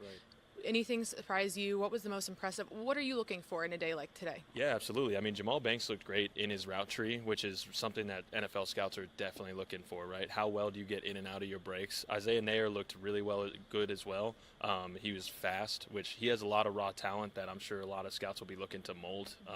Thomas Fedoni has really impressed, I think, throughout just these past couple months with his Senior Bowl performance and then Combine as well. So I think days like today, guys come out and have to show their quick twitch a little bit and prove that they can get open and look, it's more of past the eye test than it is really raw physical talent. Yeah.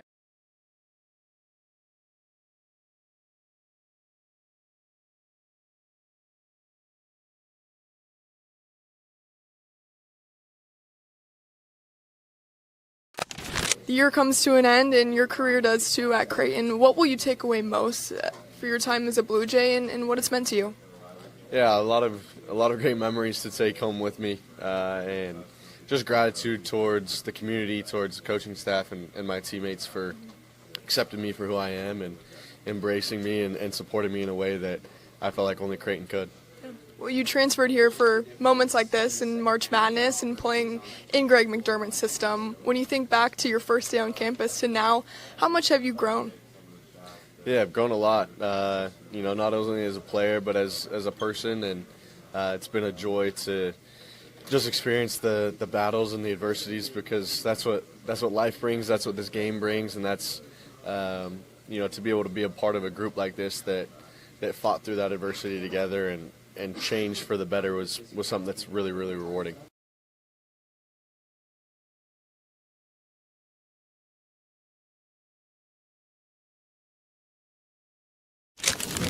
For the 2025 NEB Preps Basketball Awards, it's our Coach of the Year. Papillion La Vista South, Joel Heiser, and Coach, first off, congratulations. Well-deserved and great honor, especially for a first-time champion for Papillion La Vista South. Just walk me through that moment when you found out and kind of heard your name go through. Did you have an idea that you might be winning it, or how did the emotions kind of roll through? Oh, absolutely not. I mean, I've said it many times now. I'm so thankful because I have been just blessed with the best staff.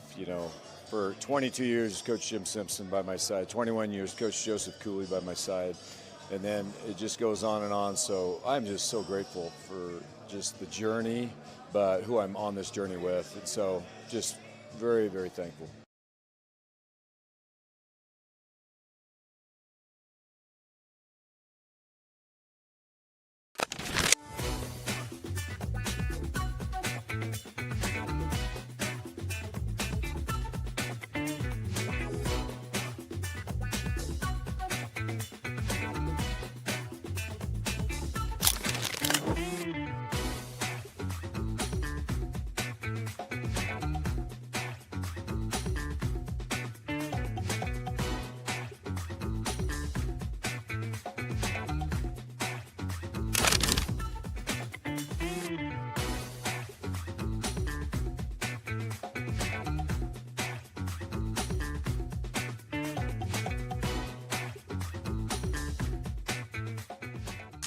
We've got some exciting news here to elevate your March to the next level.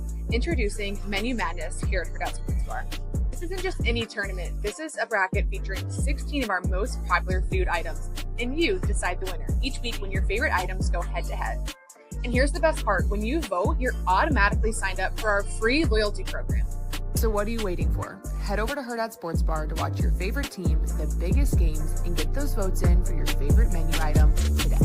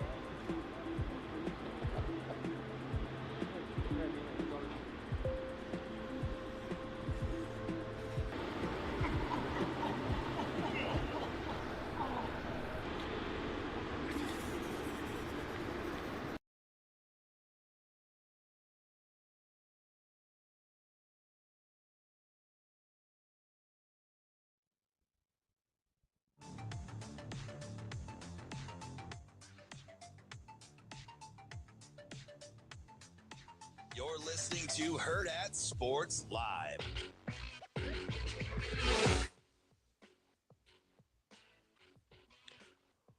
Welcome back here at Hurrdat Sports Live. That's DBM Ravi Lulla here at Hurrdat Sports Bar and Grill. We are joined now by Andy Kendeigh from KETV. What's up, Andy? Good morning, boys, and happy opening day eve. I know the Dodgers played the Cubs a couple weeks ago, but tomorrow is opening day. And DB, I see that the Dodgers' magic number is down to 161. So, wow, we got the Tigers tomorrow. Yeah. AK, it should be a good one. Don't you hate? I need a little Scooble in my life. But I do not like opening day with the interleague. Like, can't we wait until like the first weekend? Do we have to open interleague? I know the Brewers are playing the Yankees tomorrow. It's like, come on now. Oh, there's a lot that the Twins have. The Cardinals. There's it's silly. Are you AK out on interleague opening day stuff? Wow, is that better? Is that better or worse than splitting opening day because you do a little deal overseas? So that's definitely worse. Okay. So not a fan? I mean, think about this. No, I mean, these two teams go over across the seas, right? And then they play 2 games that count, and then they come back and play games that don't count. What? I mean, that's not opening day. Stop it. Like, get a clue. He said, knock it off. Major League Baseball they can't get out of their own way. Knock it off, all right? It frustrates me. I mean, my goodness, it's such a great sport, and it's trying to attract an audience, and then you want to have opening day at like 4 in the morning, 5 in the morning? That's silly. AK, what are we going to do about Nebraska baseball? I'll tell you what. Yikes! This is and I get it. That's their first midweek loss, but that's amongst a lot of conference losses. So there's no solace in the good start to midweeks. Yeah. No, and I there's concern and no question. And the pitching has been so inconsistent as well as the hitting. So you got to get something on. If one of the two things are on board, then it's one thing. But man, when both your pitching and your hitting has been so inconsistent, I don't know. And then, by the way, this will get you back on track. Only 5th-ranked Oregon State is coming to town. But maybe in a weird way, maybe this is what they need. They need to play a top team in the country at home in front of big crowds, and maybe this will start them. I don't know. I'm trying to stay positive about this team because we still got a long way to go. It's a lot of baseball left, but early returns are not positive for the Big Red. Yeah, they hit a lot of balls hard last night. So I was like, offense is showing life. But, then the pitching got away from them. Would you let me think that, hey, they had been playing well in midweeks and they hadn't, so that's a bonus? Or are you just looking at, DB, you can't explain the start with the conference record?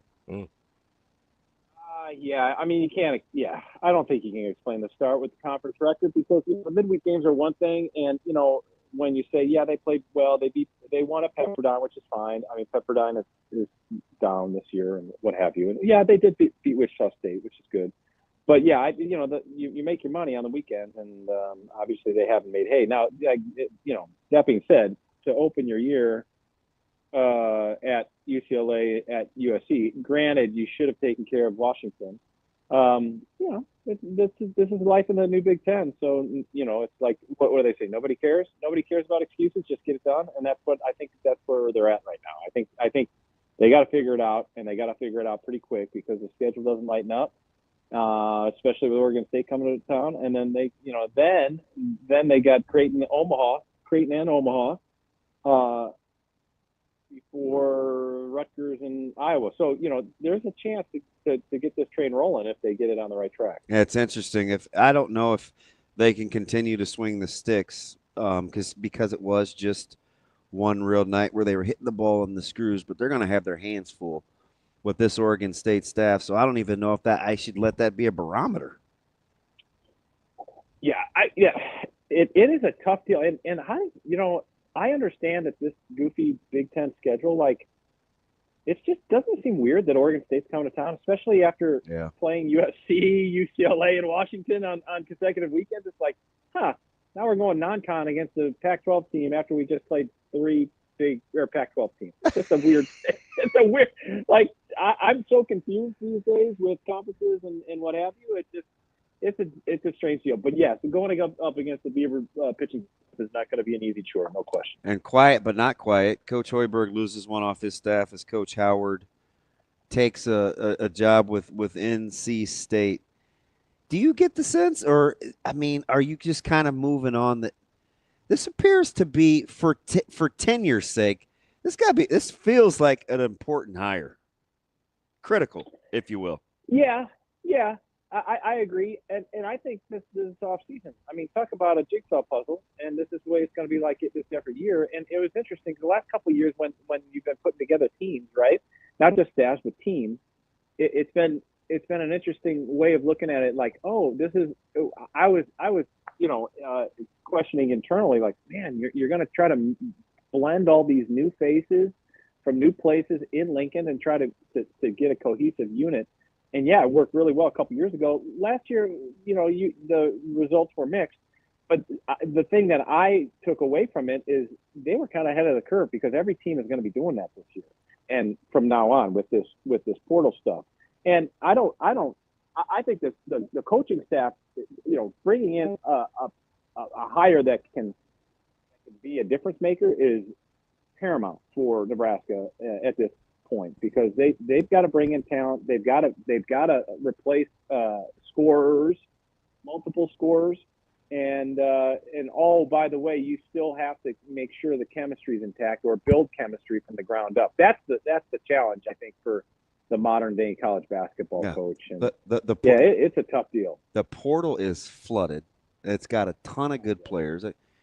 Creighton's meeting with Dix. You got Sanford taking an official at Nebraska. It just seems Freeman already took official to Creighton. Yeah, I think they've got a good shot at Freeman too. AK, it just seems like you got to get while the getting appears to be relatively good, and make sure you have the budget for it, right? Yeah, that's the part. That's the part I don't worry about. If a guy's on deck and they need him, they'll figure it out. Sure. And I get, I'm fascinated by this 20.5, and what the breakdown will be. Yes. And then furthermore, you count down April 7th? I don't think we're going to know. Well,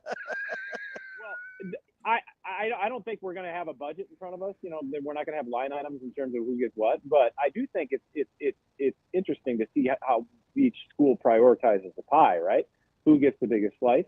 And I do wonder where Nebraska basketball falls in that grand scheme, right?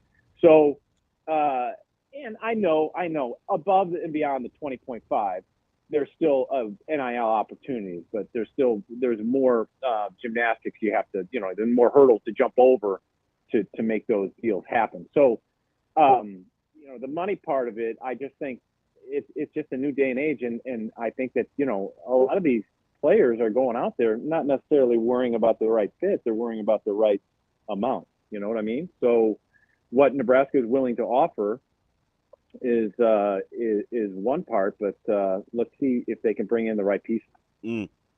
Andy, I do wonder, as you kind of look at the landscape of Nebraska basketball, how much do you think one assistant coach hire can actually impact the overall direction of the program? Well, it can, and it can to a point, but the bottom line is this. Oh, it can. I mean, if it's a guy like Murphy or Huss or somebody, it's like it's huge. So it's all relative. Well, yeah. Look down the street. Still got the how same many head coach. Assistant coaches. Yeah, but the head coach is the guy driving the bus, right? Let you tell it. So, but look at all those guys that Coach Mack has now, produced in terms of head coaches. Like, it's pretty amazing, his tree that's just growing branches by the year, right? I mean, that says a lot about the big man over at Creighton, right? Yeah. So this is Fred's deal, and yes, the assistant coach is a very important piece, no question. But the guy running the shop is Fred's deal, and hopefully people, that he brings in the right people. He obviously has enough connections to have a good, pool of candidates, and assuming he makes the right choice, maybe this is a pivotal hire that can change the direction of the program. But all I know, fellas, is that, did you see the new court design? Yeah. Oh yeah. Troy Dannon. I don't allow myself to get involved in that talk unsolicited. But since you asked me, do we like it? I like the court, but I'm not that dude though. Like I'm like the no fun police. Cool court though. Well, if can you shoot a logo 3? Does logo 3 qualify if you shoot from the state of Nebraska, or do you have to shoot from Herbie? AK, I can't shoot. Logo is logo. I mean, logo is logo. I'm in the layup line, my guy. So I'm just excited to hear all the Nebraska towns that people have made shots from. From Ogallala. North Platte. Bang! Bang! From Alliance. There we go. AK, Ravi asked me about my man ICU, Mr. Gifford. The 4.45 at Pro Day. He showed some good quickness. He asked me a question that I thought was interesting. He looked at me and he kind of tilted his head and he goes, "Is 4.45 good for Gifford?" 5.5. 4.55 good for Gifford. I go, "Yeah, that's pretty good." And he goes, "I don't know. It seems like he needs a couple more ticks." How much are we pitting what we saw him in terms of his play versus what he actually ran. Because any other time, I think 4.45 for, a 219-pounder would be pretty good. Yeah, I would think so too. Ty Robinson said something, poignant yesterday when we were talking to him. Ooh, and he poignant. said, you know what, you can poignant. He said, if you boil it down, the measurables are one thing, but it all comes down, if you can play ball, you can play ball, and the tape doesn't lie. So, if teams like what they see about Giff on tape, they're going to go after him. And, I will tell you this, whoever gets him, likely an undrafted free agent, I'm guessing, or maybe a late rounder. They're going to be pretty happy. That's a nice undrafted free agent pickup if you pick up Isaac Gibson. I think he'd be a great addition to any team. That's our guy, Andy Kendeigh, KETV. We appreciate it as always, AK. Good man, AK. Yeah, happy opening day, boys. We'll see you, buddy. I'm still bummed out we won't get to see you out there for the media in the spring game, but maybe next year. I think they're having that meeting of the minds this morning. All right. Well, tell them I'm ready. I'm ready to drop back, play a little QB. I'm ready to go. All right. Andy, we appreciate it. We'll talk to you later. See ya. A lot of those guys don't want to run around. Oh, I'm ready to go. I'm rip roaring. I'm here for it. He did take his little subtle shot. No, I'm being serious. I want to see you guys catch a punt. He's like, I want to see sit back there and I'll write something about it on the internet. Critique how we did. Yeah, he got us a few shots in. Shots fired. He's not really comparing apples to oranges here, Coach, but all right. That's fair. We'll be back. More Hurrdat Sports Live.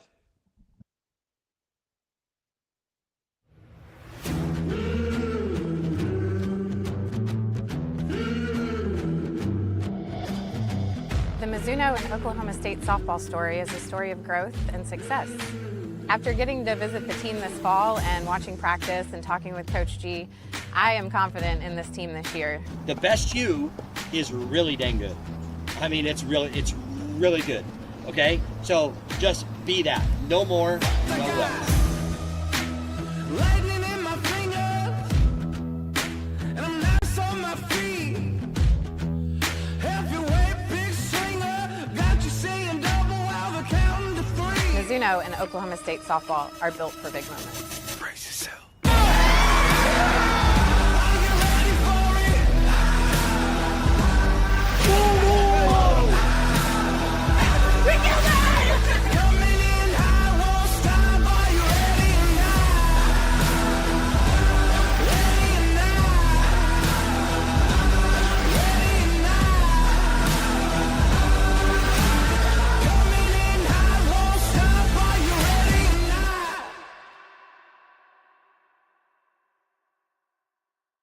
For the 2025 NEB Preps Basketball Awards, we've got Coach Bruja hanging out with us and the Coach of the Year for girls basketball. First off, Coach, congratulations. Talked with you a couple of weeks ago after that big first-round win, and you were taking Longhorns to new heights, and you kept soaring even past that moment.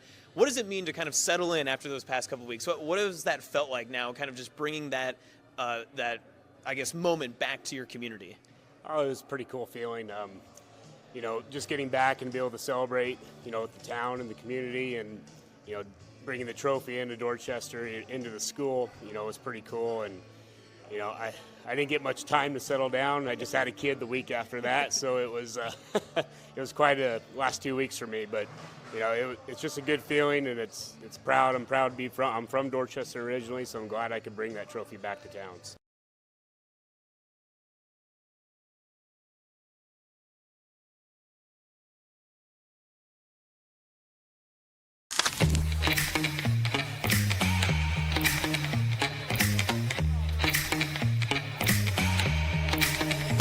Give me that cheddar, weekend Rico.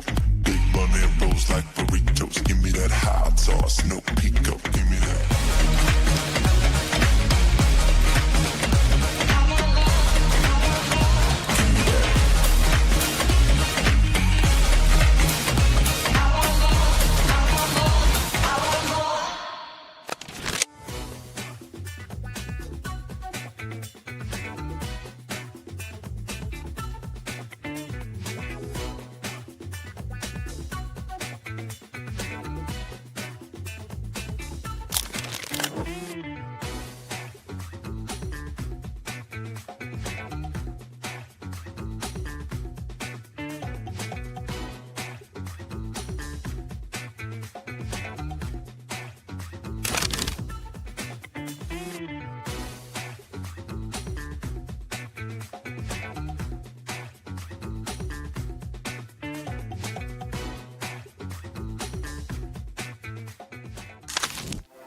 Aspirations can drive us.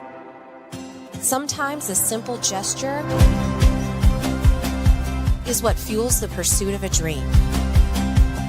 When it's time to make your dream a reality, we are here to help.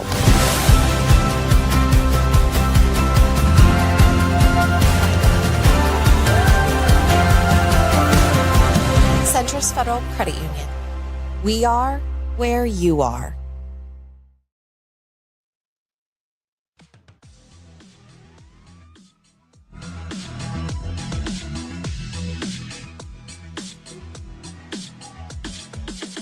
You're listening to Hurrdat Sports Live.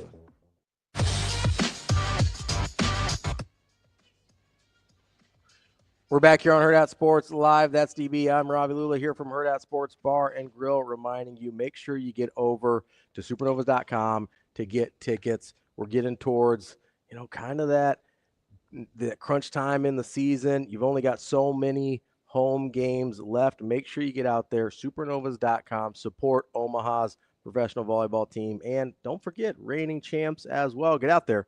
It's supernovas.com. DB. You don't have any answers for Nebraska baseball? You sound like you sound like Zoe. I could be the only one in the room, and she still says "Dad." Yeah. You could just start talking. You could just start talking to me. It's okay. Well, I might be talking to Shane. You don't know. You know he can't hear. He can hear. He's just not listening. There's a difference. Yeah. Selective. I don't know. They have to hit the selective ball. delay. I said this 3 weeks ago, and it hasn't changed.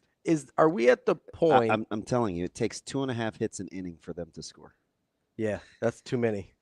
It is, and it's not sustainable. No, need to put more balls in play. The pitching has been good enough. I don't let last for the night most fool, part. Don't let last night fool you. But even without McConaughey, which is obviously just not barreling up enough balls. So are we at the point already for you where you look at and go, hey, let's just try and figure something out by the conference tournament? I don't. So what are we? It's going to be the 1st of April. 24 Tuesday. games in. Okay. Mm-hmm. I just don't think they're going to pitch it and pick it well enough to play small ball at this stage. Yeah. But they appear to be station to station. I was paying more attention to were they just hitting balls hard last night? Yeah. And they were. Which you felt good about. I did. Yeah. And you look up, and especially after they made it 12-6 with Mm-hmm. the solo home run, I'm like, I don't know. And you're getting a buzzsaw coming to town. Yeah. They get guys out. So it will be very difficult this weekend. It does. AK's right, though. It's funny for this to be a non-con in the Big Ten when we just played 3 West Coast teams. Right. Yeah. It's the schedule's pretty strange, but yeah, I don't know that they're going to be able to. They're in trouble. I don't know if they're going to be able to turn that thing around. They're in trouble. Which is disappointing. It's hard, especially, your preseason top 25. Yeah, it's supposed to be a good team. You just can't score runs. It's supposed to be a good team. Yeah, I know. It's frustrating because I like it when Nebraska's good at baseball. Me too. It's enjoyable. Yeah, me too. It's a nice thing in the spring to kind of get out to Haymarket or come out here when they come up and play Creighton at TD or Chuck or whatever it's called now, Charles Schwab. And like it's a fun part of the spring, and it's sort of just I'm almost annoyed. Like I don't know if that's the right word, but because I'm not going to sit here and act like I'm a Nebraska baseball diehard. I pay attention. I don't live and die by it. But they're slugging .370.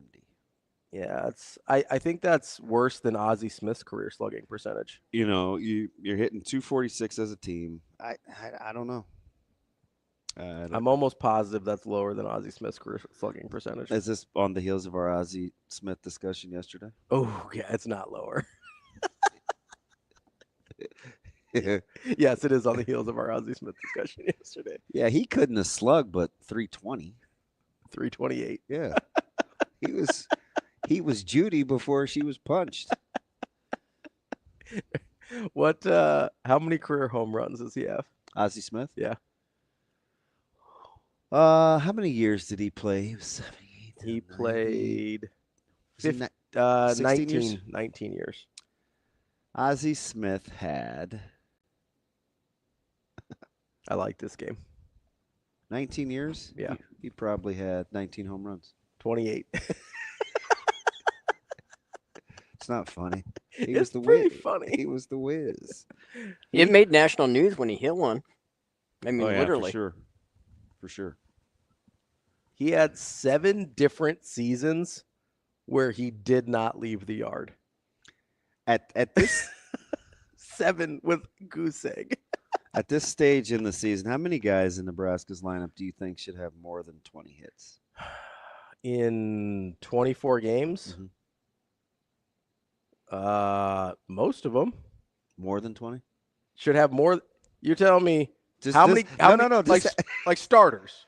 Yes. How many starters? How many guys in 24 games should have more than less than 1 hit a game? Yes.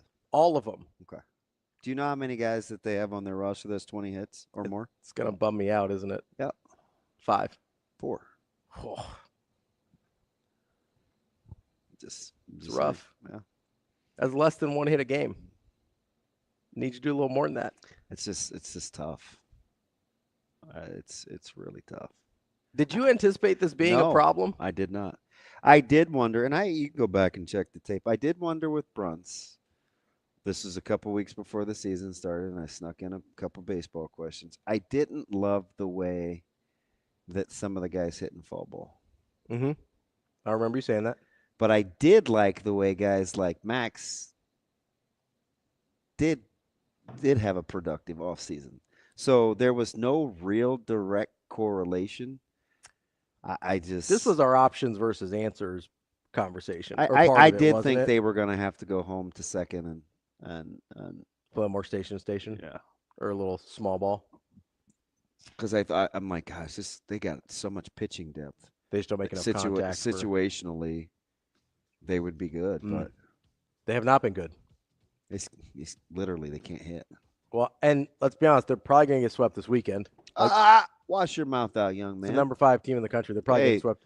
Were you not taking a look at some of these scores last night? I saw Florida State walk off Florida with a grand slam. Yeah, was that in Gainesville? I think so, but that completed the cycle for that kid. I mean, Clemson struggled, Georgia struggled. I mean, it can happen. It's baseball. Were they struggling against teams that are better than Nebraska? Depends. Because, I mean, that's kind of the other key part of that equation there. I'm not talking to you right now. You're bringing up old stuff. That's all right. We'll talk to Mitch Sherman coming up next. We will be back.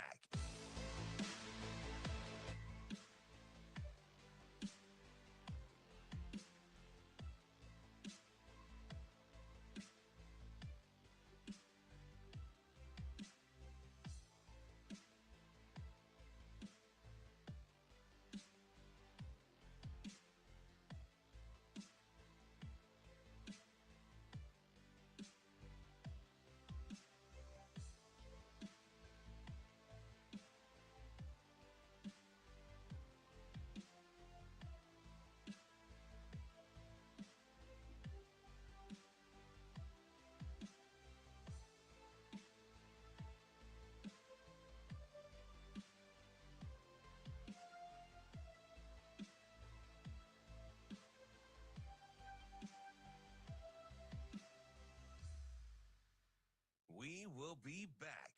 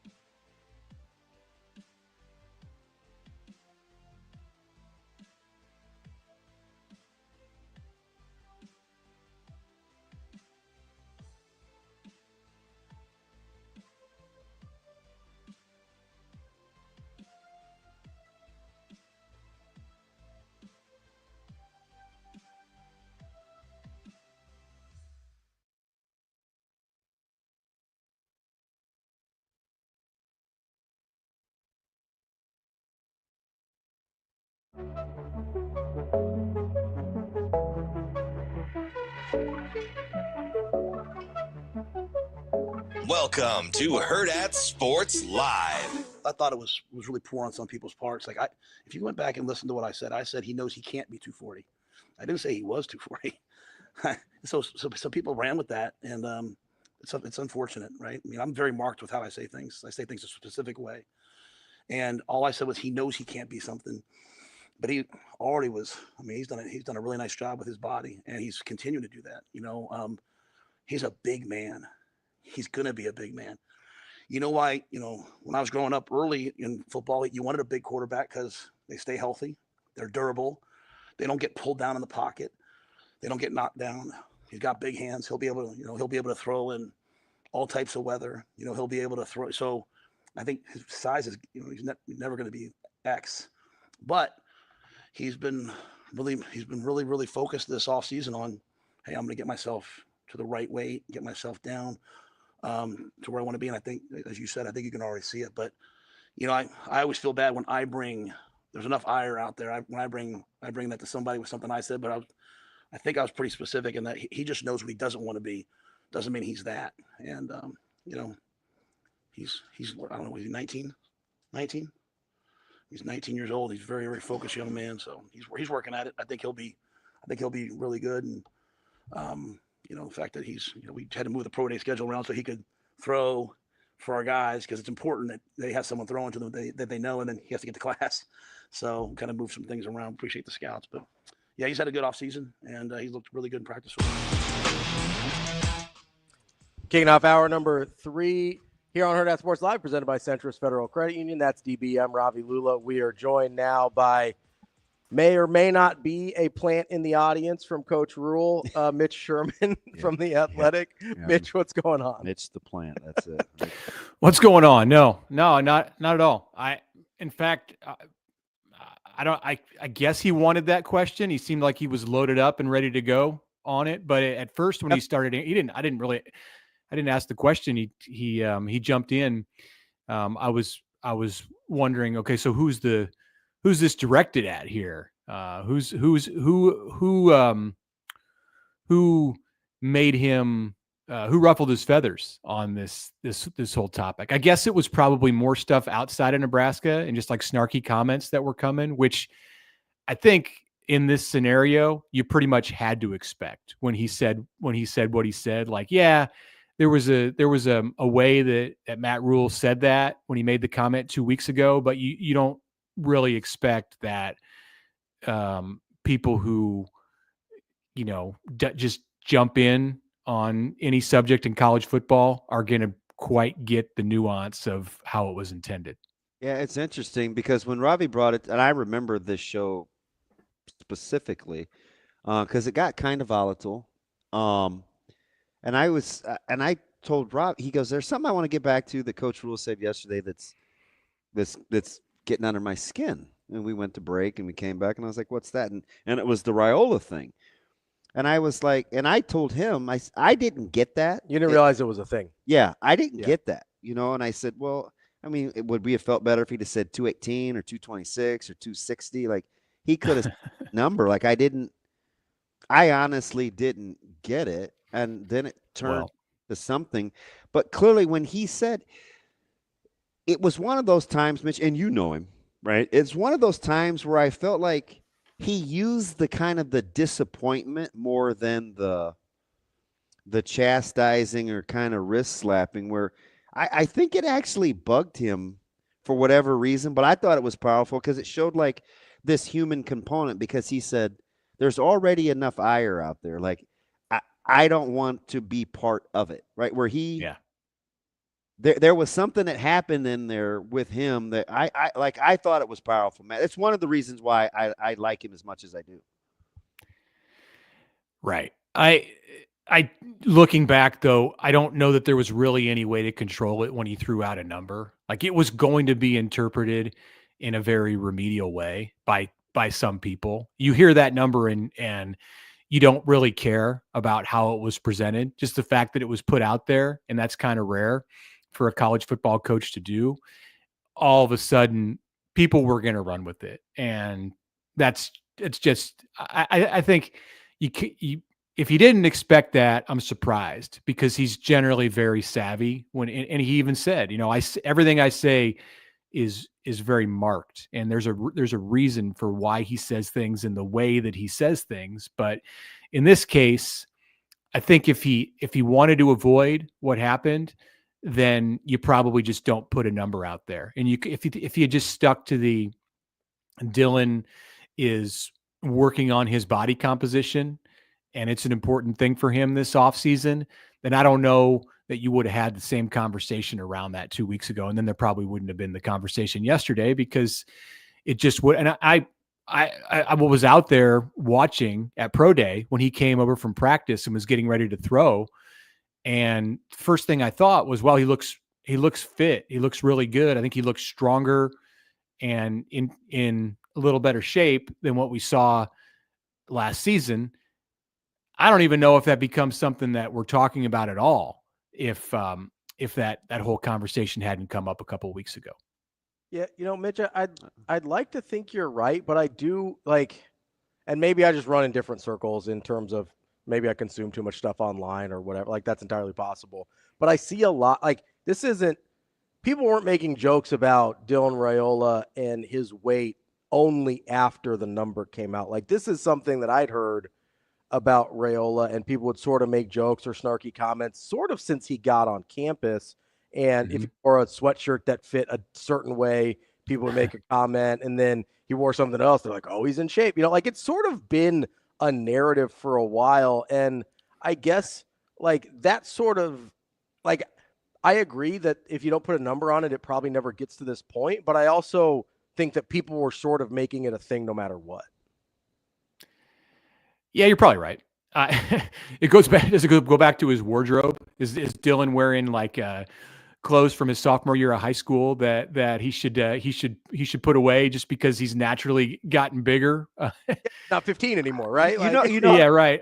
I don't know. I think this is all going to be something that is a big nothing when it gets to the season, because people are going to see him when they got the opportunity to see him this spring, whether that's on April 26th or it's in footage that comes out from practices. There's going to be an opportunity for media to go in tomorrow. And I think you're going to see that he's in pretty good shape. And for all of the stuff that Dylan has taken on, and I mean, becoming the quarterback that he is and going through the training regimen, all of the commitment that he's made, the work that he has to do in this area, I think is pretty minor. If we're talking about his body composition and it comes down to just reshaping some things and maybe being 5 to 10 pounds less than what he was in December, he can accomplish that. I don't want to say it's easy, but for somebody who's 19, 20 years old and has the athleticism that he does and is ready to work as hard as he is, this is not a big hill to climb for him. And I think he'll tackle it with no trouble. And he's going to look physically like the quarterback that Nebraska wants to play that position when the season's ready to, well before the season's ready to go in August.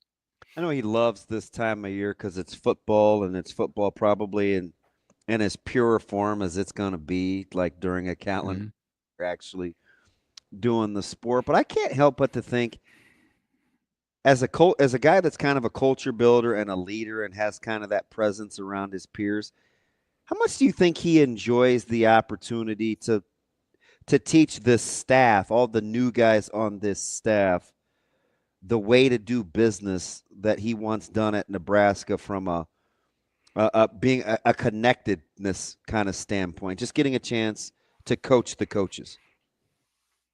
Yeah, I think he definitely likes it. And I think you could hear when Mike Eckler visited with us this month that he picked up on how much Rule likes that and how big of a part of the whole Nebraska football world it is. And when Phil Snow stood and talked to us and mentioned that Rule held a 6-hour meeting where he was just going over all that is Nebraska football. We don't know what that meeting was about, but you don't have a 6-hour meeting if it's not something that you're really getting into. When's the last time you went to a meeting where they had to bring in sandwiches or get some refreshments? Oh, it's happened. It's happened. But it's been a minute.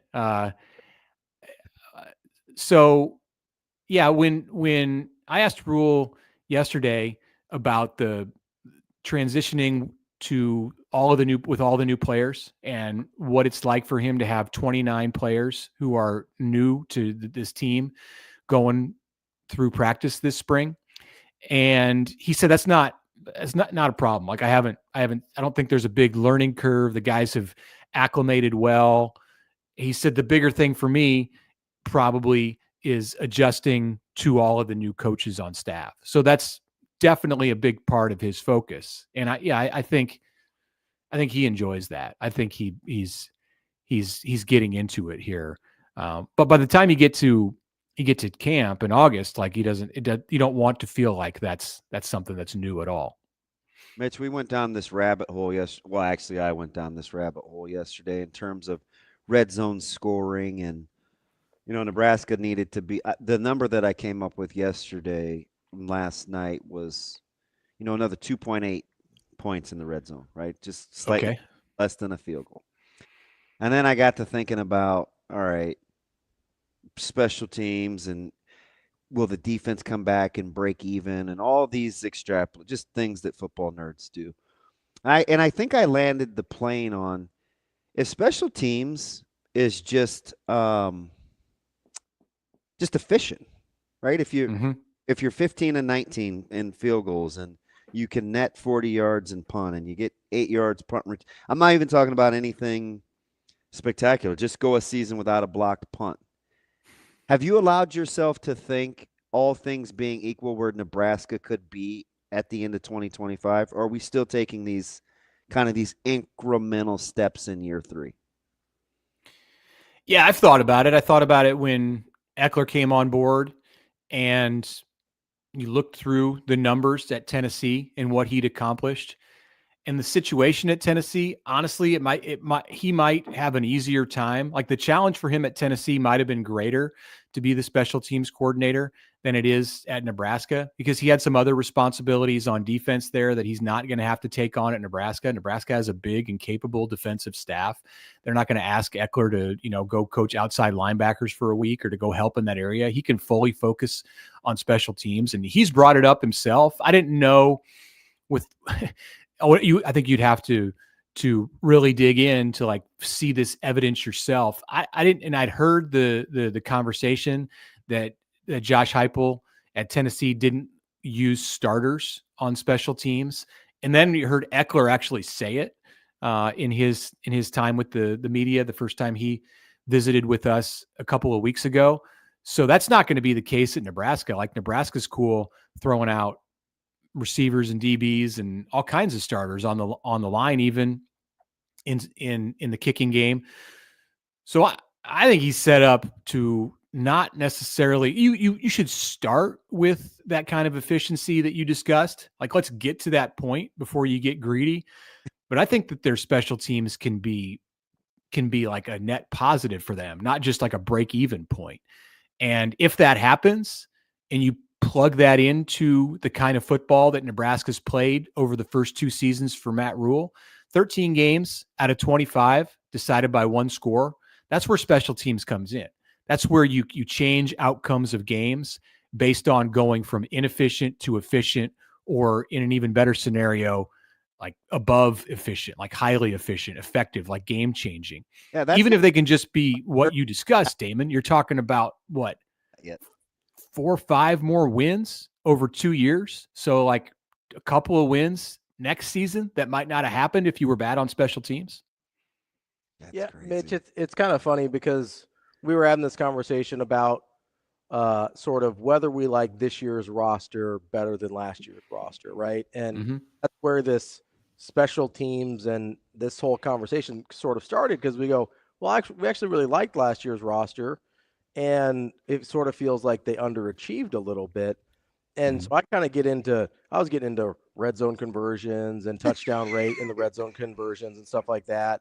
And we didn't even really get to like getting off the field on 3rd down or converting 3rd downs on offense or anything like that. And it kind of just landed on after all that, what you just talked about, I'd be like, hey, if special teams just aren't horribly detrimental to your health, we're probably talking about an 8-win team last year. So even with the offensive lulls and all the other crap all that we the get mad other about, stuff that happened where they couldn't get off the field on third down, it's like if you just get to not horrible on special teams, we're probably talking about a roster that achieved what we thought they were capable of.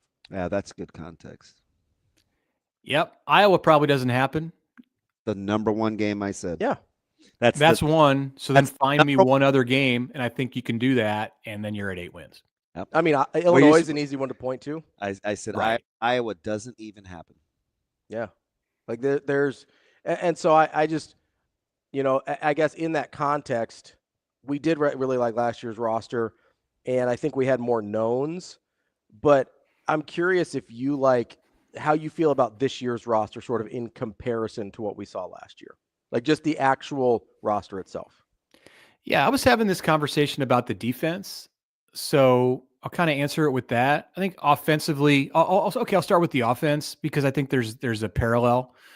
Looking at the wide receivers and then looking at like Nebraska's linebacker group and probably the secondary and also the pass rushers on defense. So most of the defense, with the exception of like the interior line.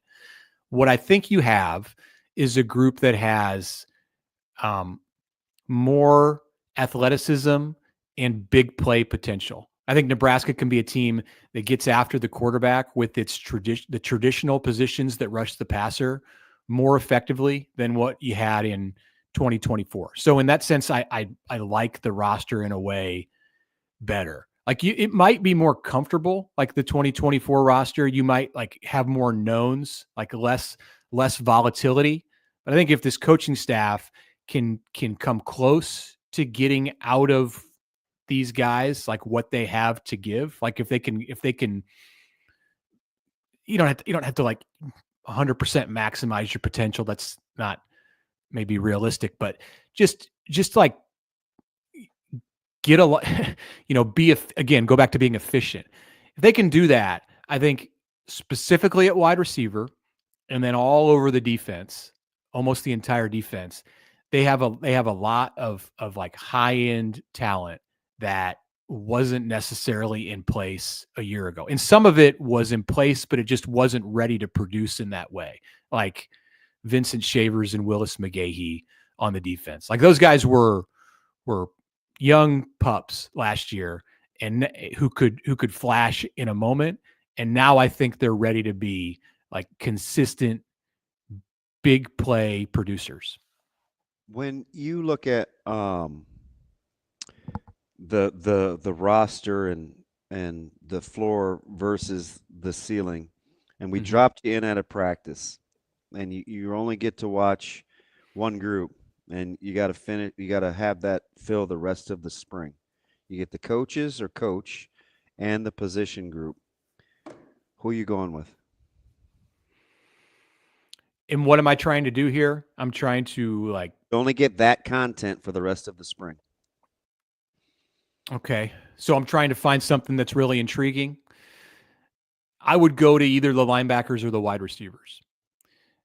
I think that at linebacker, the two guys that I just mentioned being a year older and adding McCullough, and then if Javen Wright's healthy, and I don't know, like that's going to be something we find out. I don't know. Maybe Damon. Like, what is he?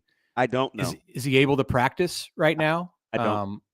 Yeah, but if he is, and you add him to that mix at linebacker with the freshman from last year getting a year older, and McCullough's in that group, and I put, I think there's some gray area about exactly where you put Williams Nwaneri, but to me he's a defensive lineman. Like he fits with Braden's group, no matter what front they're going in, if it's a 3 or 4, like him and Keona Davis are up there. So I'd be interested in that too, for sure.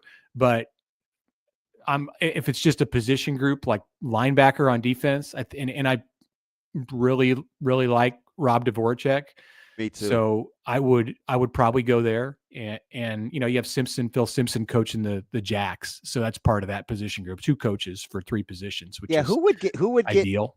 So who would you? So you obviously with Simpson with Dvorak as opposed to Simpson with Terry when they're playing along the front. I think that's going to change. I think he's going to swing both. I think he's going to go both directions. I think depending on like what down it is and what this like as they find out more about this defense and what his strengths are. Like you may see Phil Simpson work more with Terry Braden. You may see him work more with Rob Dvorak. I don't know. That's a question for John Butler and what he envisions for this group. We've heard from a lot of other people about what they envision for this defense, but we haven't really heard it from John Butler. So next week we get the chance to ask him about that. Offensively, to answer the same question, it's the wide receivers. And because I'm very intrigued with Da'Keil Shorts, and when we get out there tomorrow, I want to go see him coach. Like we saw him in the Q&A part of his job, which is a small piece, and we shouldn't gather too much and assess him too much based on the fact that he was really, really smooth and in control when he answered questions in front of the media, because there's lots of guys who can do that. And, you still have to be able to coach. But I think based on what we heard there and what Dana Holgorsen says about him and what Matt Rule has said about him, that he's like a potential game changer as an assistant coach on the field for this offense and for those wide receivers. And I go there on the offensive side because the fact that you can like forget about Ja'Cory Barney in that group, like, oh, look at the transfers they brought in. Look at Dane Key and Isaiah Hunter and Hardly Gilmore. Like that's really exciting. And they've got Cortez Mills now. Like he can be a breakout freshman.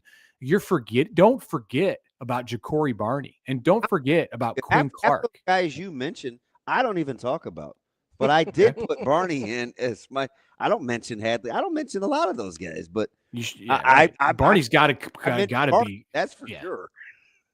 So there's a lot there, and I think that I hearing Buford talk yesterday, Marquise Buford talk about the receivers and going against them in the drills that they've done through the offseason and then now in the first 2 days of practice. Like it makes me even more intrigued with what that group might have. Yeah. Mitch, is any part of you gun shy about trying about sort of setting expectations for the wide receiver room after we sort of were disappointed in how that played out last year? Well, we've done that. Yeah, we've gone down this road before. I think there's been a lot of seasons where you've walked into it and looked at the wide receivers and said, yeah, they've really got a lot there. You probably would find that on most college football teams. Like if you just walked out and looked at the wide receivers, I think you're going to come away impressed. Like any Big Ten team or SEC team, like the wide receivers are going to be an impressive looking group, and you can convince yourself pretty easily that they're going to do a lot of damage. They're going to be productive. I tend to think that the talk is real with this group. And I might have said the same thing a year ago and then decided that it was best to reassess when they got halfway through the season. But this is a different cast of characters. They've got a different coordinator. They've got a different assistant, position coach. They've got a quarterback now who has a year under his belt and can deliver the ball to them. I think they've got tight ends who can complement them. All of that factors into how effective the wide receivers are. Like the production of the wide receivers is not something that happens in a vacuum. Like it has to involve all of those other pieces. And I think Nebraska's set up right now for this season to be solid in that area. I'm just telling you guys, listening to his answer, Mitch. Because I didn't ever ask myself that question. I asked you, BC, and was that the only two so far about which position? Maybe. Oh, maybe for Tim. I think. This doesn't. I would start with linebackers if it was just going to be football. I agree with you. Like I think that group is fascinating. Whether it's anybody that plays on the second level, I want to watch those guys. But if I didn't, I may not even go watch any players. I think I would just hang around the staff. I would like to watch. I want to watch Coach Rule teach, coaches, and I want to watch those guys embrace, or whatever the word is, the challenge of having to be connected and come together. in a fairly short amount of time to teach, to try to grow this thing going forward. Because I think he was very direct when he said, because he said, I want to say that again. It's to find out who can play. Mm-hmm. That has to be a directive that he's not only telling us, that he's told them about how he wants this spring to go from a teaching standpoint, right? Like, I want to see the coaches. That's who I'm captivated by. Some of the maybe like an unexpected consequence of no spring game, when Rule says we don't have a depth chart right now, like you have to take that with a grain of salt if there's a spring game coming up, because you almost have to have a depth chart if there's a spring game. And I know they're still going to have a scrimmage, but it's not going to be open for the public, and you can shuffle guys in and out. You don't have to have a true number one offense in just a scrimmage on some Saturday. They really don't have to have a depth chart this spring. And there's a freedom there that maybe hasn't existed in previous springs. I was interested in what he said, and I wanted to ask him a follow-up, but we ran out of time yesterday. He mentioned going and listening to Dana Holgorsen go through, it was like some concepts or something, like go back and listen to the audio. But I wanted to ask Rule about how Phil Snow and, having multiple coaches with coordinator experience on the defense and trusting Dana in the way that he does to be in charge, like the head coach of the offense, like how much of that allows him to be even more of a walk around at practice, and like what his practice routine is like in comparison to not just the 2 years at Nebraska, but his other years in college. Like, it probably more resembles his time with the Panthers than anything else because of the staff size, in part because of the staff size, because there's 3 more coaches involved now. Not to mention the coaches who can do work on the field that don't have like the full-time titles. But not just that, but the experience that those coaches have too, and the trust that he has in them. Like, I think he's probably got a different routine every day at practice, and it allows him to. I wonder what he's doing differently minute by minute. That's our guy, Mitch Sherman from I the got Athletic. one more for you, Mitch. You're a baseball guy. I won't fast forward to opening day tomorrow, but I want to ask you about Nebraska. Obviously, a buzzsaw coming this weekend with Oregon State and that staff. What part of this, how this season unfolded through 24 games so far, surprises you the most? I haven't watched enough of their games recently to say that I am in touch with all that's going on with this team, but it doesn't look like I expect from a Will Bolt team and a Rob Childress team that they would just fight more, that they wouldn't have a game like yesterday. And you've seen this in some other games where they're not ready to go at the start of the game. 3 errors in the first inning yesterday? They're down 5-0 in Manhattan. That doesn't bode well for just like the initial impression that I would have about how excited they are to come out and play every day.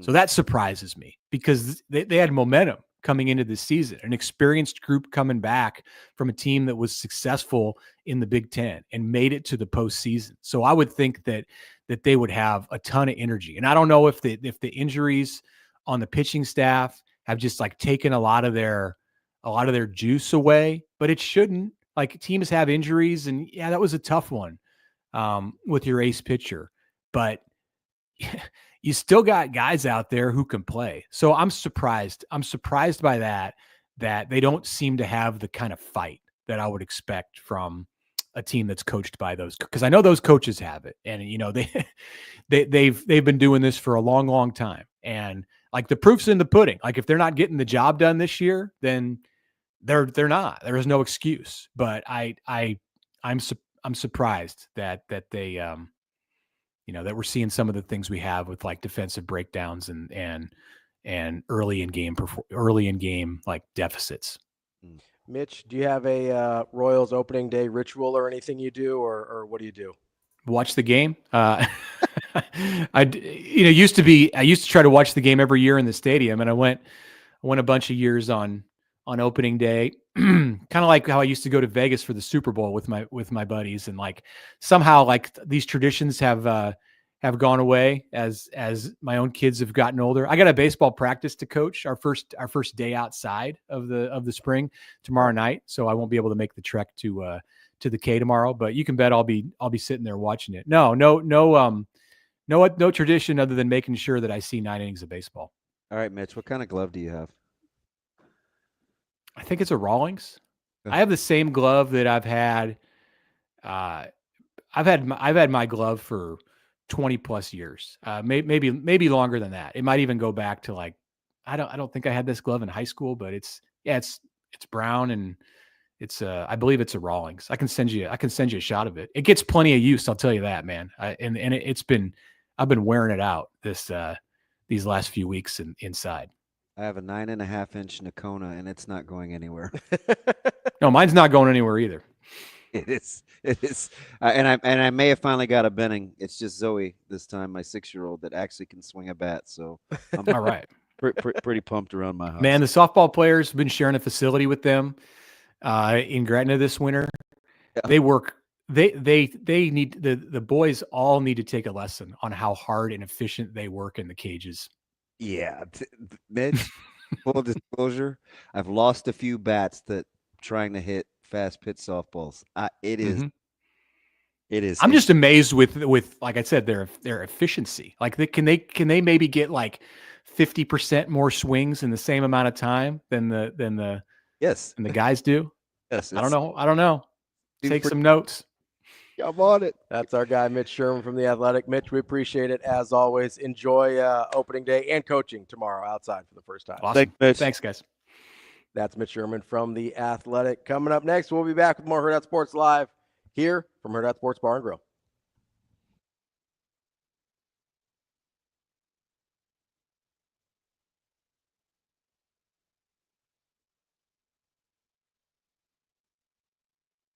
We'll talk about your position for a second. We had 4 guys run routes today: Jamal Banks, Isaiah Nair, Ramir Johnson, and Thomas Fedoni. Right. Anything surprise you? What was the most impressive? What are you looking for in a day like today? Yeah, absolutely. I mean, Jamal Banks looked great in his route tree, which is something that NFL scouts are definitely looking for, right? How well do you get in and out of your breaks? Isaiah Nair looked really good as well. He was fast, which he has a lot of raw talent that I'm sure a lot of scouts will be looking to mold. Thomas Fedoni has really impressed, I think, throughout just these past couple months with his Senior Bowl performance and then Combine as well. So I think days like today, guys come out and have to show their quick twitch a little bit and prove that they can get open and look, it's more of past the eye test than it is really raw physical talent. Yeah.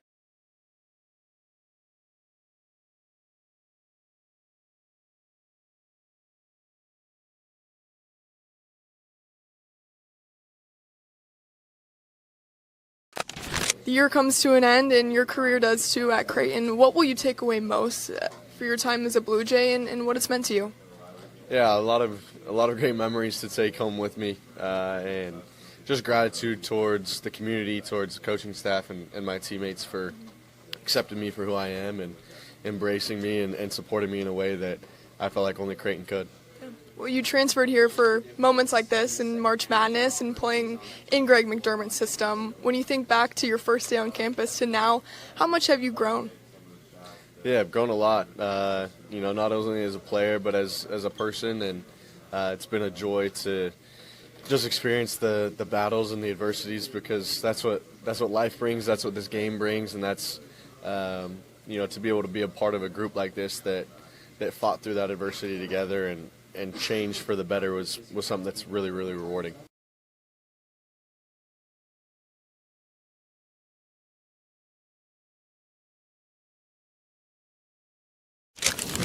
For the 2025 NEB Preps Basketball Awards, it's our Coach of the Year, Papillion La Vista South, Joel Heischer, and Coach. First off, congratulations.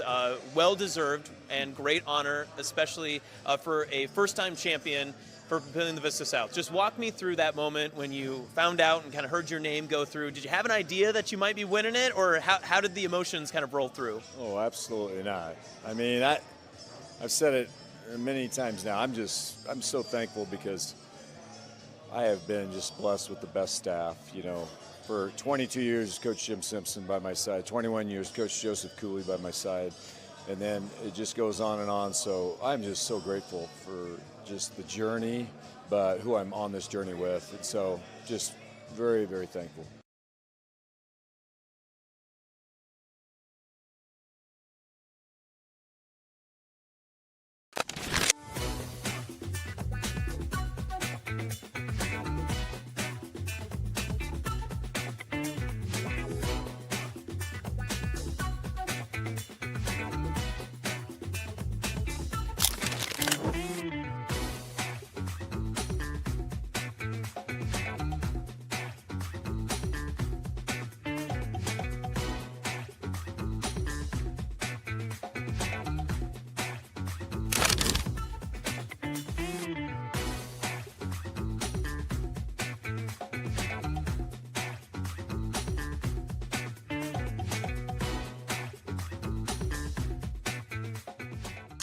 We've got some exciting news here to elevate your March to the next level.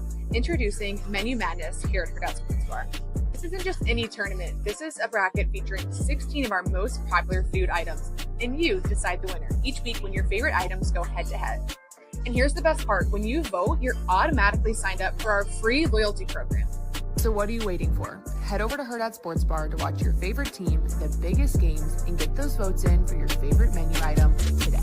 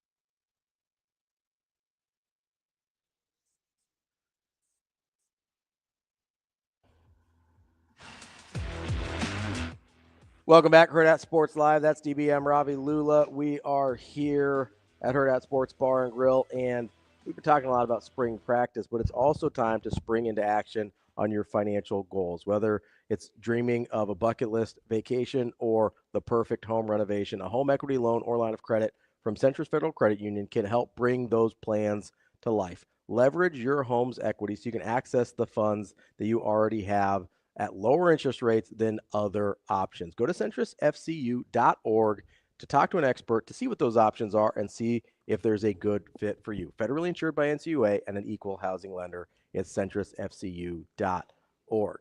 You know, I like what Mitch was saying about sort of how he's interested in that wide receivers room, because unlike Shafe was a little gun shy about the receivers yesterday. Mm-hmm.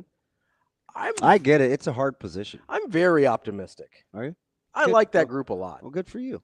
It's got a good plot. I like the new Ravi. That's positive. What's a big step? Optimistic. Kind of putting yourself out. Well, no, you do have some takes. It's not that, but we're extrapolating. Yeah, I think because you only have one more year to get to the college football playoffs. Yeah, I'm fine. I feel good.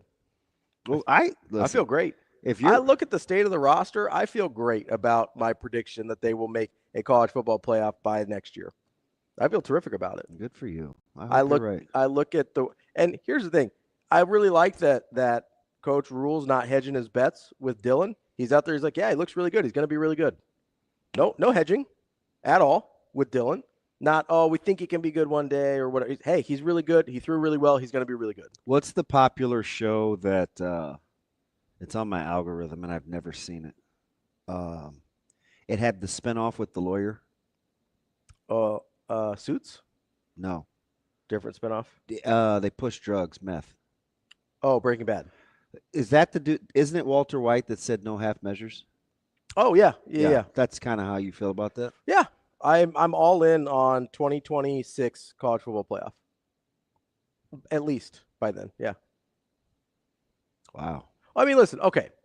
I know that sounds crazy, but let's see what we're talking about. I'm not gonna say crazy.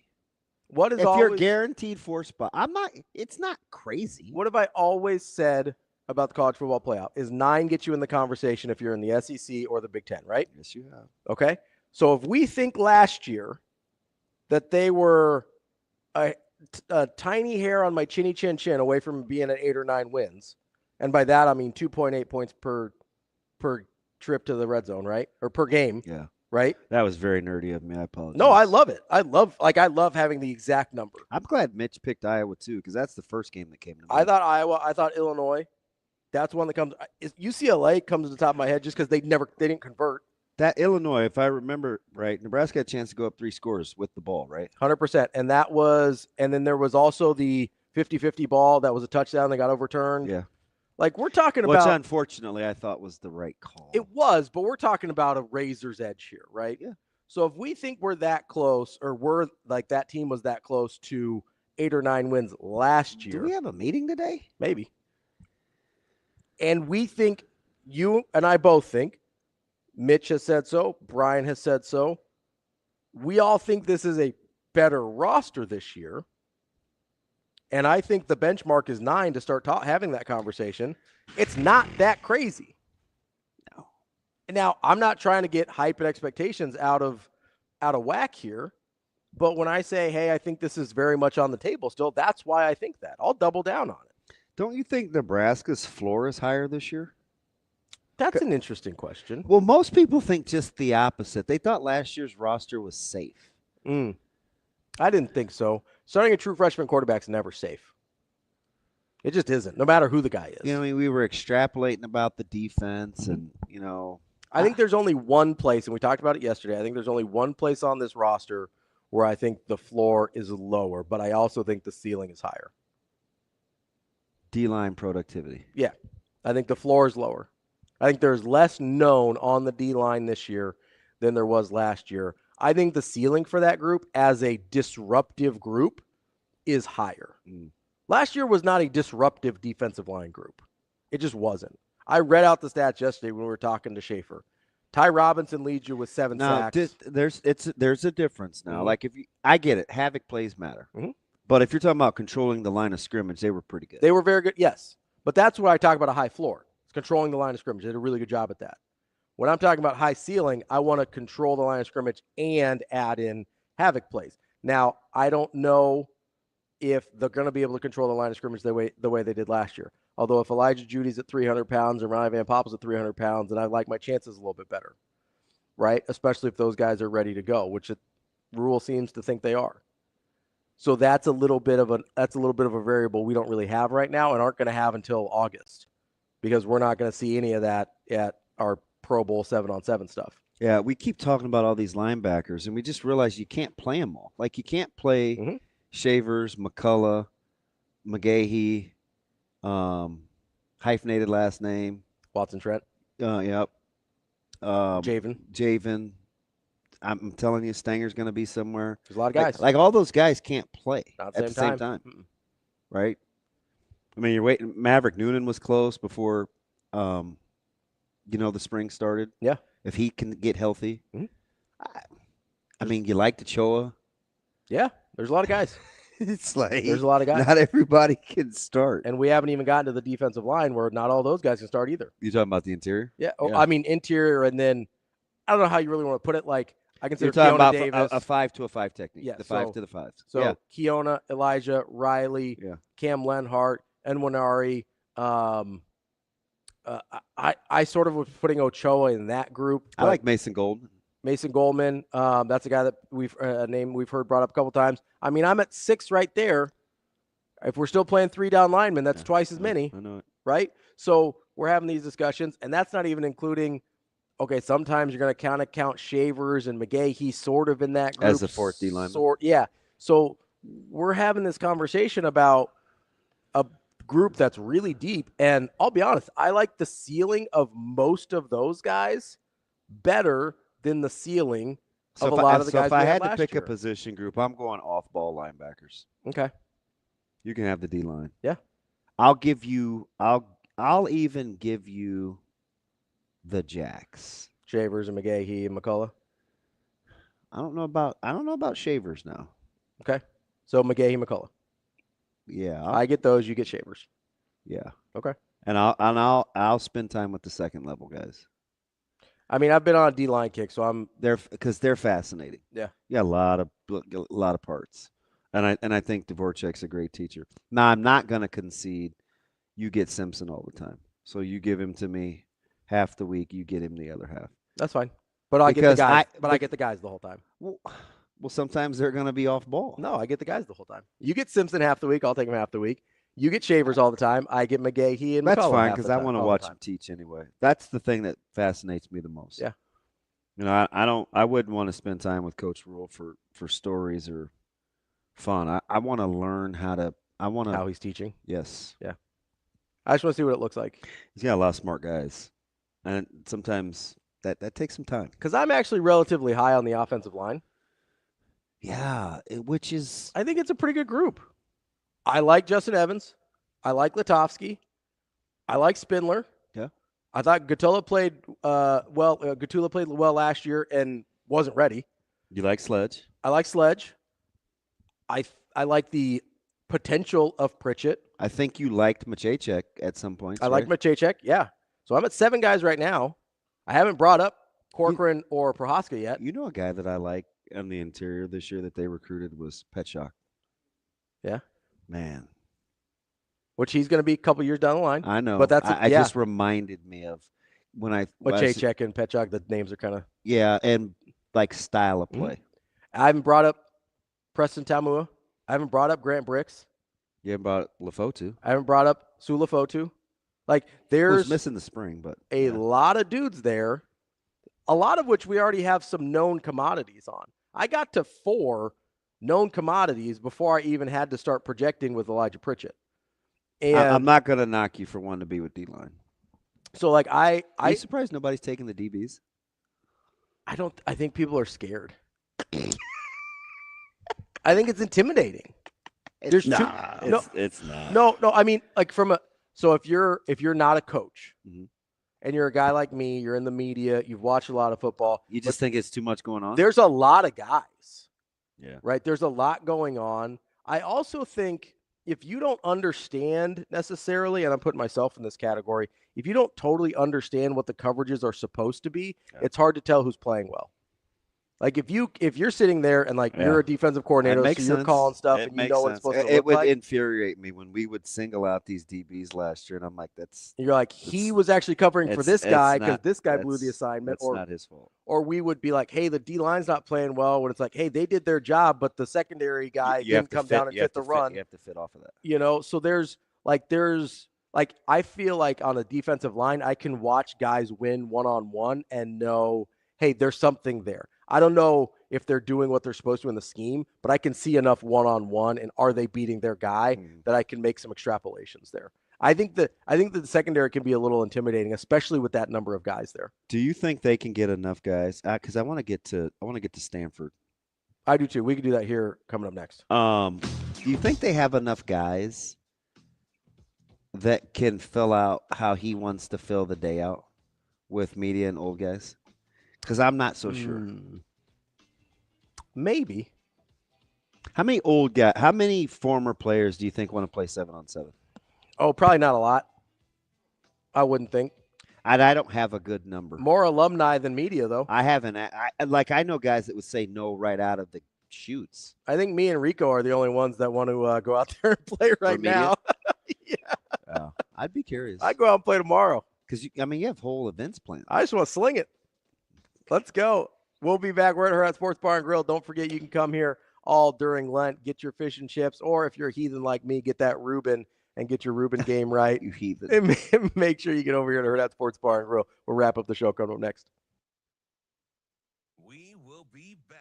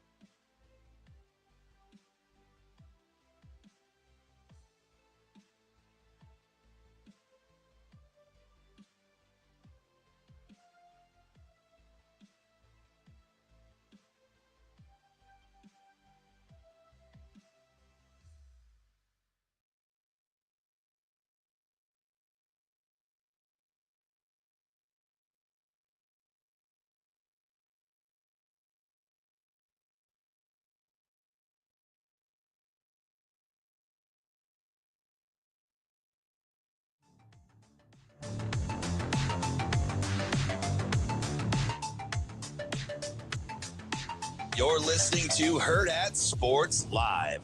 We're going to model it after the Pro Bowl. I think they're going to put some things out this week in terms of what we're doing. But I'd love to see some Husker greats, out there on performing. I honestly suggested that they should get Sipple and some of you guys out there and in front of the crowd. I'm dead serious. I'll shoot a punt and see if Sipple can catch it. And then I'm going to go online and talk about what he did right afterwards, what he did wrong. So it'd be awesome. No, but I said we should have a media team. I really believe that we should have a media. You guys should get out there, and I'd love to see a couple of you guys do some stuff. And but I want to have like some skills competitions. We're gonna do some 7-on-7 like do in the Pro Bowl. But I think it was really fun to get some of the old, some of the greats or some of the, former players that want to be involved. And then, I know we're trying to incorporate, as you guys know, I'm very passionate about women's 7-on-7 flag football.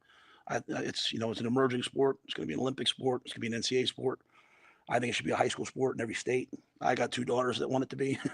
So we put a camp on last year, and I think we're gonna host a women's 7-on-7 from some athletes, intramural athletes here versus I think Midland. Hopefully it's okay that I said that. Hopefully that's going through. If it's not, I apologize, but I think we're going to do that early. Then we'll have our portion, and then obviously the soccer games happening that day. Women's soccer is going to be playing over at Hibner, and then Coach Busboom Kelly is going to have her first match, right? Versus is it Kansas, which is they made it this year, right? So which is a really good team. So I think it has a chance to be a fun day. I know they're going to do some other things around it.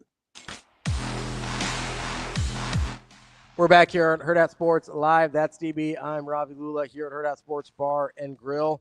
He had a lot going on yesterday. He did. He had a lot on his mind. It seemed like there's a lot of things he wanted to talk about, get out there. I think it is. I chalked part of it up, and maybe mistakenly so. I chalked part of it up to Pro Day. Like I chalked part of it up to there being a lot of people around. Yeah, he kind of slid in the fact that he had to adjust class times. The schedule to make sure that Dylan could throw. Yeah, because you know what? You weren't missing class. Yeah. Well, and there's rules. It is, but there's also rules around how often he can throw too, right? Yeah. Because it counts against practices versus doesn't count against practices. And that's not just a Dylan thing. That's to help out the receivers to make sure they're catching balls from a guy that they're used to and have timing with, right? So I do think there was a lot going on. I also, he's hosting 28 NFL teams at the University of Nebraska. What have we heard all along about Coach Rule? He wants to represent the University of Nebraska well. He wants everybody to know what a great place this is. That's when my wife has people over for like a dinner party or Christmas dinner or whatever, I see the preparation and whatever. And those are people that already like us. Those are people that we already know. Let alone people that you're trying to impress, right? So you kind of extrapolate the stress and some anxiety that goes into hosting something at your house and say, okay, not only do I have that, but it's 28 teams that maybe aren't inclined to like me necessarily. I don't really know. Maybe they are, maybe they aren't. It seems like he's got good relationships, but there's probably a lot of people he doesn't know there, being out of the NFL game for a few years. Plus, you've got the stakes of the future of these young men being at least somewhat dependent on the impression that they get from the place that you came from, and the future of future generations of these classes being dependent on how these NFL scouts and teams feel about Coach Rule and the job he does and the place that he coaches at. So I do think there was a lot going on for him that, like, it's not just, oh, hey, let's just get Jamal Banks out there and have him run a 40 and see what Isaac Gifford runs. Like, there's a lot more going on for Coach Rule through that process than just, oh, they're going to go out there and run some drills and it'll be great. And then, you've got some questions that everyone's answered, like, where's Tommy Hill? How come he wasn't there? Yeah, wow. You know what I mean? Like, that's a guy that probably needs to run at some point. Not surprised, but maybe he's got legit. I don't know enough to even I don't either. sow the seeds of doubt. Of anything, right? But we just don't know where he was. It's always a crapshoot. That's a thing that, like, I think most people probably expected him to be there yesterday to run and to test for scouts, because I think there's a lot of people that think he's got an NFL, at least going to have a shot in an NFL future. With each passing day, it's gets harder and harder. Yeah. At some point, you got to show up. It does. Kind of like Russell Wilson and going to the Giants. You worry about my locker room. What happened? You worry about what's going on in Pittsburgh with that receiving core? How about Winston and Russ? Sounds like a lot of fun. Those two, I think, are going to hate each other. Somebody's going to have to go sit their ass down and be quiet somewhere. Stop talking. Here's the problem is I worry about your locker room because there's something to ruin. There's nothing to ruin with the Giants. It already is ruined. That's not a plan, though. No, it's just, hey, let's see what happens. Although they're sort of doing the thing I advocated for, which was to take some flyers. I wouldn't advocate for those guys, but the plan in general. So you brought Dable back for this? Well, I wouldn't have personally. But my point is, like with the quarterback room, where I was saying, hey, instead of paying Daniel Jones again or whatever, go and give take some flyers on a few guys cheaply and see what happens. Because you know what Daniel Jones is. You don't need any more of that in your life. You don't know, again, I wouldn't choose those guys that they ended up riding with. Watch him blow up in Indianapolis, and you're going to owe me an apology. Who? Daniel Jones. I mean, blow up or win the job? Because I think he could win the job over Anthony Richardson. I think quietly it was one of the best off-season additions in football. I think it's an improvement for Indianapolis for sure. They will be in position to win that division. I mean, it's a low bar, but yeah. Maybe it's a bad division. I mean, you just talked about the dude like he was me taking over at quarterback, and now it's a low bar? Like, which is it? Hey, you've got some history there. You're good. No. Good to go. I ain't good. Trust me on that. Well, speaking of ain't good, I mean, Stanford letting go their head coach in late March. Yeah, that happened in a hurry. Well, it has behavior written all over it, right? Well, yeah, because he had the investigation about inappropriate comments and not taking and some bullying of staffers and stuff like that. It's one thing. I don't know why I differentiate when who's coaching. Nobody right now. It certainly sounded like Andrew Luck made that decision, though. I love that. It was kind of weird to see a GM fire a coach in college. Yeah. I sort of wondered when we started having these GM roles, because there's going to be some places where the GM has that power. Oh, yeah. Nebraska's not one of them, mind you. So I think let's just put that to bed. Yeah. Matt Rule's in charge, guys. Don't worry about it. Yeah.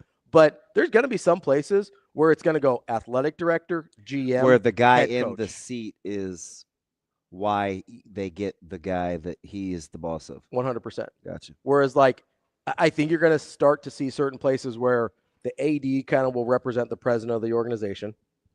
The general manager will be the general manager, and the head coach will be hired by the general manager. How many of these guys are leaving?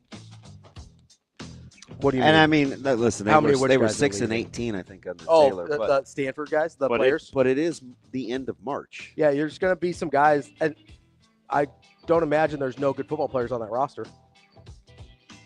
Right? No, that's a good point. There's going to be some guys on that roster that people want. I already saw an article about Notre Dame because they know they can get in. Just a natural fit. Yeah, I mean, academically it's not going to be a problem. Yeah, we got a lot to catch up on. We got Stanford. We got Nebraska's got an assistant basketball coach opening. We haven't even talked about Richard Pitino to Xavier. We haven't talked about coaching in the same conference as your dad. We haven't even talked about Villanova still open, and apparently nobody wants that job. Does anybody want to be in Virginia? Is Kevin Willard staying at Maryland? Is he going? What's going on here? Is he holding his administration hostage? What's happening? Well, he is the guy that pays us, right? Ain't that what he do be paying us, which is why we'll be back tomorrow here on Hurrdat Sports Live. See you. Have a good day. Love you.